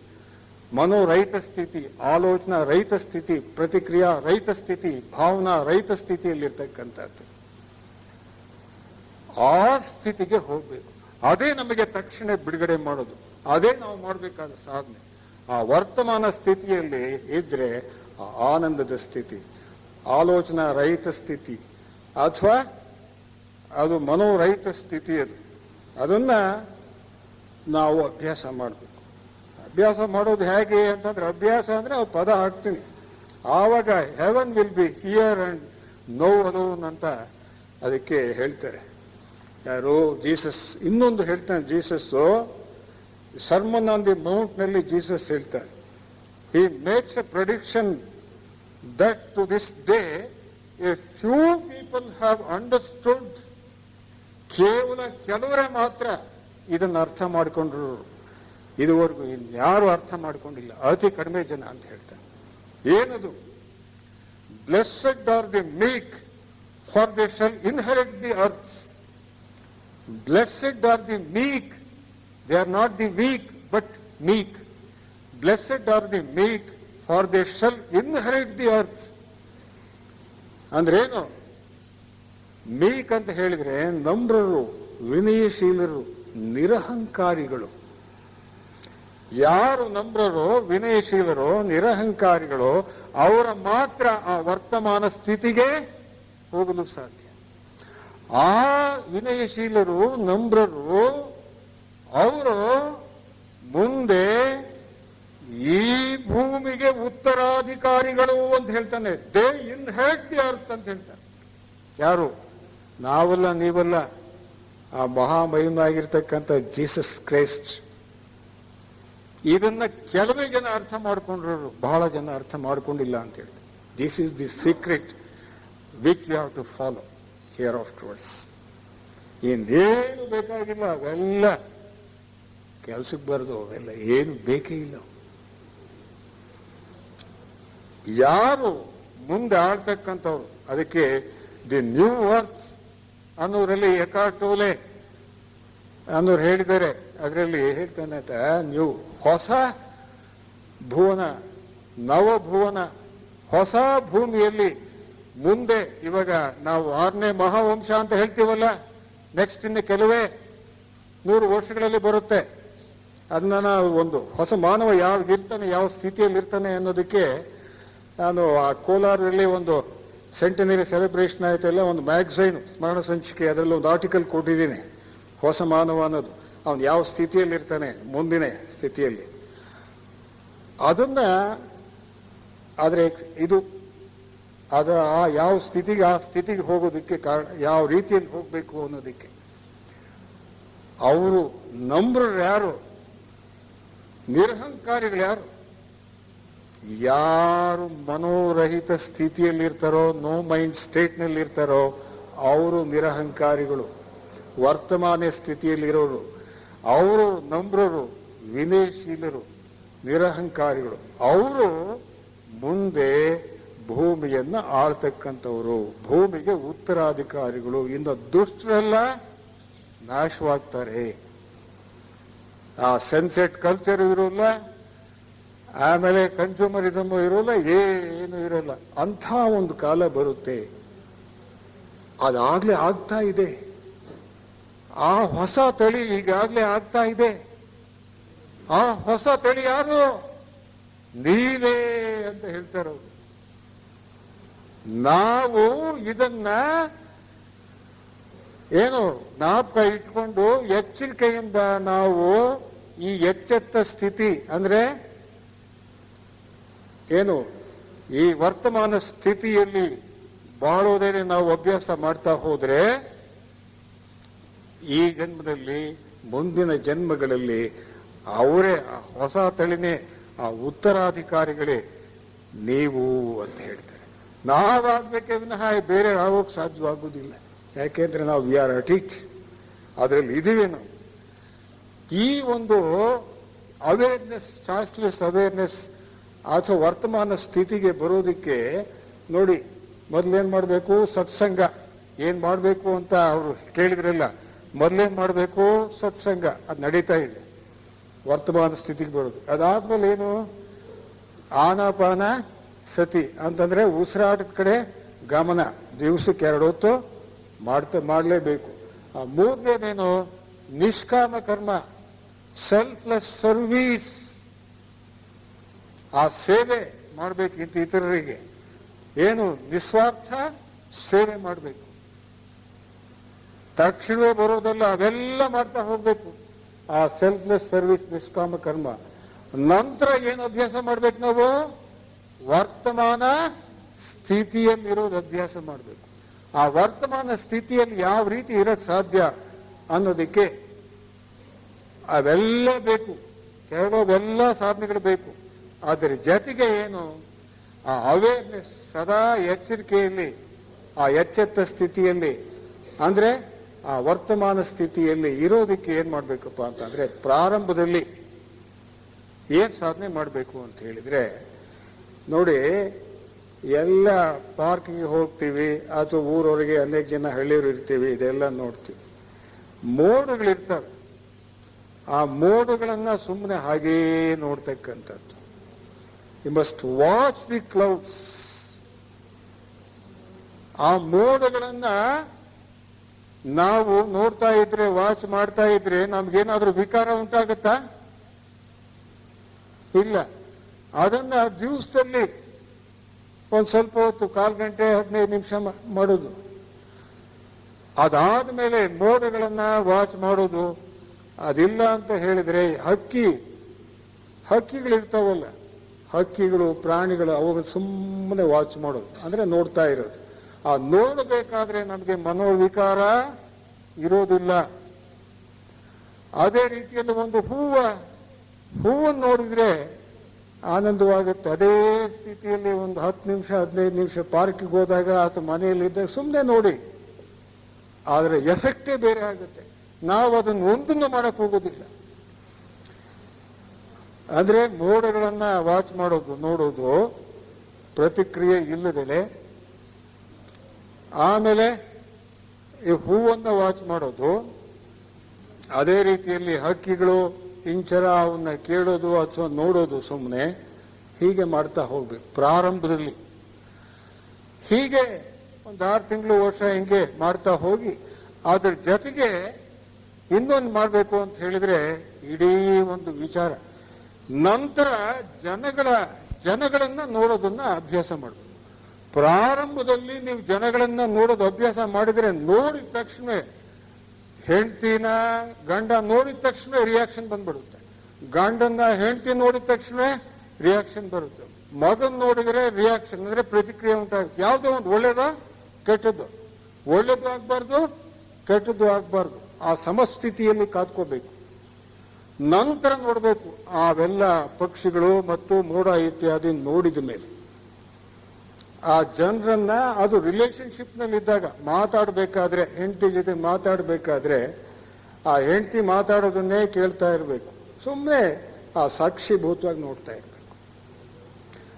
ಆ ಸಾಕ್ಷಿಭೂತ ಅಂತ ಹೇಳ್ತೀವಲ್ಲ ನಮ್ಮಲ್ಲಿ, ಆ ಸಾಕ್ಷಿಭೂತವೇ, ಸಾಕ್ಷ್ಯ ಸ್ಥಿತಿಯೇನೆ ವರ್ತಮಾನ ಸ್ಥಿತಿ, ಇದು ಬೇರೆ ಅಲ್ಲ. ಸಾಕ್ಷೀಭೂತ ಕೇವಲೋ ನಿರ್ಗುಣಸ್ಯ ಅಂತ ಹೇಳ್ತೀವಲ್ಲ, ಸಾಕ್ಷಿ ಚೇತ ಕೇವಲೋ ನಿರ್ಗುಣಸ್ಯ ಅಂತ ಹೇಳ್ತೀವಿ. ಅದೇ ಆ ಸಾಕ್ಷಿ ಸ್ಥಿತಿನೇ ಈ ವರ್ತಮಾನ ಸ್ಥಿತಿ, ಇನ್ನು ಬೇರೆ ಅಲ್ಲ. ಜಗತ್ತಿನ ಎಲ್ಲ ಮಹಾತ್ಮರು ಅದನ್ನೇ ಹೇಳಿರೋದು. ಈ ರೀತಿ ಇರ್ತದೆ. ನಾವು ಸ್ನಾನ ಮಾಡ್ತೀವಿ, ಸ್ನಾನ ಮಾಡ್ತಾ ಇರಬೇಕಾದ್ರೆ ಆ ನೀರು ಬೀಳ್ತಕ್ಕಂಥದ್ದನ್ನ ವಾಚ್ ಮಾಡ್ತಿರ್ಬೇಕು. ಸ್ನಾನದ ಕಡೆಗೆ ಗಮನ ಇರಬೇಕು. ಅದು ಬಿಟ್ಟು ನಾವೇನ್ ಮಾಡ್ತೀವಿ, ಸಾಮಾನ್ಯವಾಗಿ ಸ್ನಾನ ಮಾಡ್ತಿರ್ಬೇಕಾದ್ರೆ ಯಾವ್ದನ್ನೋ ಯೋಚನೆ ಮಾಡ್ತಿರ್ತೀವಿ. ಊಟ ಮಾಡ್ಬೇಕಾದ್ರೆ ಯಾವ್ದನ್ನೋ ಮಾಡ್ತಿರ್ತೀವಿ. ಊಟನೂ ಮಾಡ್ತಿರ್ತೀವಿ, ಯಾವ್ದನ್ನೋ ಮಾಡ್ತೀವಿ. ಅಲ್ಲಿ ಎನರ್ಜಿ ಏನಾಗುತ್ತೆ, ಶಕ್ತಿ ಇಬ್ಬಾಗವಾಗುತ್ತೆ. ಇಬ್ಬಾಗವಾದಾಗ ಆ ಆನಂದ ಸಿಕ್ಕೋದಿಲ್ಲ. ಊಟ ಮಾಡಬೇಕಾದ್ರೆ ಪೂರ್ತಿಯಾಗಿ ಯಾವುದನ್ನ ಯೋಚನೆ ಮಾಡ್ದಲೇ ಊಟದ ಸವಿಯನ್ನ ಸವಿಬೇಕು. ಆ ತುತ್ತನ್ನ ಕಲ್ಸ್ಕೋಬೇಕಾದ್ರೆ ಆ ಕಲ್ಸ್ಕೊಡ್ತಕ್ಕಂಥದ್ದು ನಮಗೆ ಅನುಭವ ಆಗಬೇಕು. ಆಮೇಲೆ ಹಿಂಗೆ ಇಟ್ಕೊಳ್ಳೋದು ಅನುಭವ ಆಗಬೇಕು, ಚಪ್ಪರಿಸೋದು ಅನುಭವ ಆಗಬೇಕು, ನುಂಗೋದು ಅನುಭವ ಆಗಬೇಕು, ಪುನಃ ಇಟ್ಕೊಳ್ಳೋದು, ಈ ರೀತಿಯಾಗಿ ಅನುಭವ ಆಗ್ತಾ ಹೋಗ್ಬೇಕು. ಅದರ ಕಡೆಯೇ ಗಮನ ಇರಬೇಕು, ಬೇರೆ ಕಡೆ ಹೋಗ್ಕೂಡ್ದು. ಒಂದು ಬಟ್ಟೆಯನ್ನ ಸುತ್ತಿಡ್ತೀವಲ್ಲ, ಸುತ್ತಿಡಬೇಕಾದ್ರೆ ಆ ಬಟ್ಟೆಯನ್ನ ಸುಟ್ಟಿಡೋದ್ರಲ್ಲೇನೆ ಆ ಕೆಲಸದಲ್ಲೇ ತಲ್ಲೀನವಾಗಿರ್ಬೇಕು ನಾವು. ಬೇರೆದನ್ನ ಸುತ್ತಿಡ್ತಾ ಬೇರೆದನ್ನ ಹೋಗ್ಬಾರೋ ಅದ್ ಮಾಡ್ಬಾರೋ ಅಂತಂದು ಹೇಳಿ ಮಗನಿಗೆ ಹೇಳ್ತಾ ಇದ್ರೆ, ಬಟ್ಟೆ ಸುತ್ತಿಡ್ತಾ ಇದ್ರೆ ತಾಯಿ, ಅದರಿಂದ ಏನು ಪ್ರಯೋಜನ ಆಗೋದಿಲ್ಲ. ಪೂರ್ತಿ ಬಟ್ಟೆಯನ್ನ ಸುತ್ತೆ ಯಾವ ರೀತಿ ಮಡಚಿಡ್ತೀವಿ ಏನು ಅಂತಕ್ಕಂಥದ್ದು ಆ ಬೀರುನಲ್ಲಿ ಇಡೋವರೆಗೂ ಕೂಡ ಅದ್ರ ಕಡೆ ಗಮನ ಇರಬೇಕು. ಯಾರೋ ಜೊತೆಗೆ ಮಾತಾಡ್ತಾ ಇರ್ಬೇಕಾದ್ರೆ ಅದ್ರ ಕಡೆ ಗಮನ ಇರ್ಬೇಕು. ಪಕ್ಕದಲ್ಲಿ ಏನಿರುತ್ತೆ ಇರ್ಕೊಡುದು. ಒಂದು ಕೈ, ಇವಾಗ ಊಟ ಆದ್ಮೇಲೆ ಕೈ ತೊಳ್ಕೊಳ್ತೀವಿ ನಾವು ವಾಶ್ ಬೇಸಿನಲ್ಲಿ. ಆ ಕೈ ತೊಳ್ಕೊಳ್ಬೇಕಾದ್ರೆ ನೀರು ಮೇಲಿಂದ ಬೀಳುತ್ತೆ. ಆ ಬಿದ್ದ ಒಂದು ಅನುಭವವನ್ನ ಪಡಿಬೇಕು. ತೊಳ್ಕೊಳ್ತಕ್ಕಂಥ ಈ ಘರ್ಷಣೆಯನ್ನ ನಾವು ಅನುಭವಿಸ್ಬೇಕು. ಇದೆಲ್ಲ ಮಾಡಬೇಕು. ಅಂದ್ರೆ ನಾವು ಏನು ಕೆಲಸ ಮಾಡ್ತೀವೋ ಆ ಕೆಲಸದಲ್ಲಿ ಪೂರ್ಣವಾಗಿ ತನ್ಮಯತೆಯಿಂದ ಆ ಕೆಲಸವನ್ನ ಮಾಡಬೇಕು. ಆಗ ಅದು ತಕ್ಷಣವೇ ನಮಗೆ ವರ್ತಮಾನದ ಸ್ಥಿತಿಗೆ ಕೊಂಡೊಯ್ಯುತ್ತೆ. ಇದು ಅದರ ಉಪಾಯ. ಆಮೇಲೆ ವಾಕ್ ಮಾಡ್ತೀವಿ. ವಾಕ್ ಮಾಡಬೇಕಾದ್ರೆ ಹೆಜ್ಜೆಗಳನ್ನ ಇಡೋದಷ್ಟೇ. ಆ ಹೆಜ್ಜೆಗಳನ್ನ ಇಡೋದ್ರ ಕಡೆನೇ ಗಮನ ಹರಿಸ್ಬೇಕೇ ವಿನಃ ಇನ್ ಯಾವುದ್ರ ಕಡೆ ಗಮನ ಹರಿಸ್ಕೊಡು. ನಾನು ಅನೇಕ ಎಕ್ಸ್ಪರಿಮೆಂಟ್ ಮಾಡಿದ್ದೀನಿ, ಅನೇಕ ಇದರಲ್ಲಿ ಅದ್ಭುತವಾದ ರಿಸಲ್ಟ್ ಸಿಕ್ಕಿದೆ. ತಿರ್ಗ ಏನು ಇರೋಲ್ಲ, ಎಲ್ಲ ಖಾಲಿ, ಆನಂದವಾಗಿರ್ತೀವಿ. ಆ ಖಾಲಿ ಇದ್ದಾಗ, ಆ ಮನಸ್ಸು ನಿಲುಗಡೆ ಆದಾಗ, ಅಹಂಕಾರವಿಲ್ಲದೆ ಇದ್ದಾಗ, ಆಲೋಚನಾ ರಹಿತ ಸ್ಥಿತಿಯಲ್ಲಿ ಆ ವರ್ತಮಾನ ಸ್ಥಿತಿಯನ್ನು ಅನುಭವಿಸಕ್ಕೆ ಸಾಧ್ಯ. ಅದು ಆನಂದದ ಸ್ಥಿತಿ. ಅದು it is A state of bliss. The state of presence is A state of bliss. ಅದನ್ನು ಆ ರೀತಿಯಾಗಿ ನಾವು ಏನು ಕೆಲಸ ಮಾಡ್ತೀವೋ, ಸಣ್ಣದಾಗಿ ದೊಡ್ಡದಾಗಿ, ಅದರಲ್ಲಿ ಪೂರ್ಣ ತಲ್ಲೀನತೆಯಿಂದ ಆ ಕೆಲಸವನ್ನು ಮಾಡಿದಾಗ ಆ ಕರ್ಮ ಏನಿರುತ್ತೆ, ಆ ಕರ್ಮನೇ ಕರ್ಮ ಯೋಗವಾಗುತ್ತೆ. ಆ ಕರ್ಮ ಯೋಗ ಅಂತಂದ್ರೇನು? ತಲ್ಲೀನತೆಯಿಂದ ಮಾಡೋದು. ಆ ಕರ್ಮ ಯೋಗದಲ್ಲಿ ಅಂದ್ರೆ ಆ ಕೆಲಸ ಮಾಡೋದ್ರಲ್ಲಿ ತಲ್ಲೀನತೆ ಹೊಂದಿದಾಗ ವರ್ತಮಾನ ಸ್ಥಿತಿಗೆ ಬರ್ತೀವಿ. ಇದನ್ನ ಮಾಡ್ತಾ ಹೋಗಿ, ವಾಕ್ ಮಾಡ್ತಾ ಇರ್ಬೇಕಾದ್ರೆ ಮಾಡ್ತಾ ಹೋಗಿ, ಏನು ಕೆಲಸ ಮಾಡ್ತೀರೋ ಅದರಲ್ಲಿ ಪೂರ್ಣವಾಗಿ ತಲ್ಲೀನರಾಗಿ ಬೇರೆ ಯೋಚನೆ ಮಾಡಲೇಬೇಡಿ. ಈ ಥರ ಮಾಡ್ತಾ ಹೋಗ್ಬೇಕು. ಹೀಗೆ ಒಂದು 2-3 ವರ್ಷ ಮಾಡಿದರೆ ಆ ವರ್ತಮಾನ ಸ್ಥಿತಿಯ, ಆ ಆನಂದದ, ಆ ಸ್ವರ್ಗದ ಸವಿಯನ್ನು ನಾವು ಉಣ್ಬೋದು. ಈ ರೀತಿ ಮಾಡ್ತಾ ಹೋದರೆ ಅದು ಇಡೀ ದಿವಸವೆಲ್ಲ ಅದು ಮೆಡಿಟೇಷನ್ ಅಂತ ಹೇಳ್ತೀವಲ್ಲ, ಅಂದರೆ ಧ್ಯಾನವಾಗುತ್ತೆ. ಅದೇ ಧ್ಯಾನ. ಇದಕ್ಕಿಂತ ಧ್ಯಾನ ಇನ್ಯಾವುದೂ ಇಲ್ಲ. ಇದು ಏನು ಮಾಡುತ್ತೆ, ಇಡೀ ಜೀವನವೆಲ್ಲ ಮಾಡ್ತಾ ಹೋದರೆ ನಮ್ಮಲ್ಲಿರ್ತಕ್ಕಂಥ ಅನೇಕ ಸಾವಿರಾರು ಜನ್ಮಗಳ ಸಂಸ್ಕಾರ ಏನಿರುತ್ತೆ, ವಾಸನೆ, ಆ ವಾಸನೆ ಎಲ್ಲ ಹೊರಕಾಗುತ್ತೆ. ಇದು ನಿಮಗೆ ಮಾಡಿದರೆ 2-3 ವರ್ಷ ಮಾಡಿದರೆ ದಯವಿಟ್ಟು ಆಗ ಗೊತ್ತಾಗುತ್ತೆ ನೀವು ಯಾವ ಸ್ಥಿತಿಯಲ್ಲಿ ಇರ್ತೀರಿ ಅಂತಕ್ಕಂಥದ್ದು. ಮುಂದೆ ನಾವೇ ಆ ಹೊಸ ಪ್ರಪಂಚದ, ಆ ಹೊಸ ಭೂಮಿಯ, ಹೊಸ ಸ್ವರ್ಗದ ಒಂದು ಸವಿಯನ್ನು ನಾವು ಉಣ್ಬೋದು. ಮುಂದೆ ನಾವು ಹೊಸ ಭೂಮಿಗೆ ಉತ್ತರಾಧಿಕಾರಿಗಳಾಗ್ಬೋದು, ವರ್ತಮಾನ ಸ್ಥಿತಿಯಲ್ಲಿ ಇದ್ದಾಗ ಮಾತ್ರ. Thank you.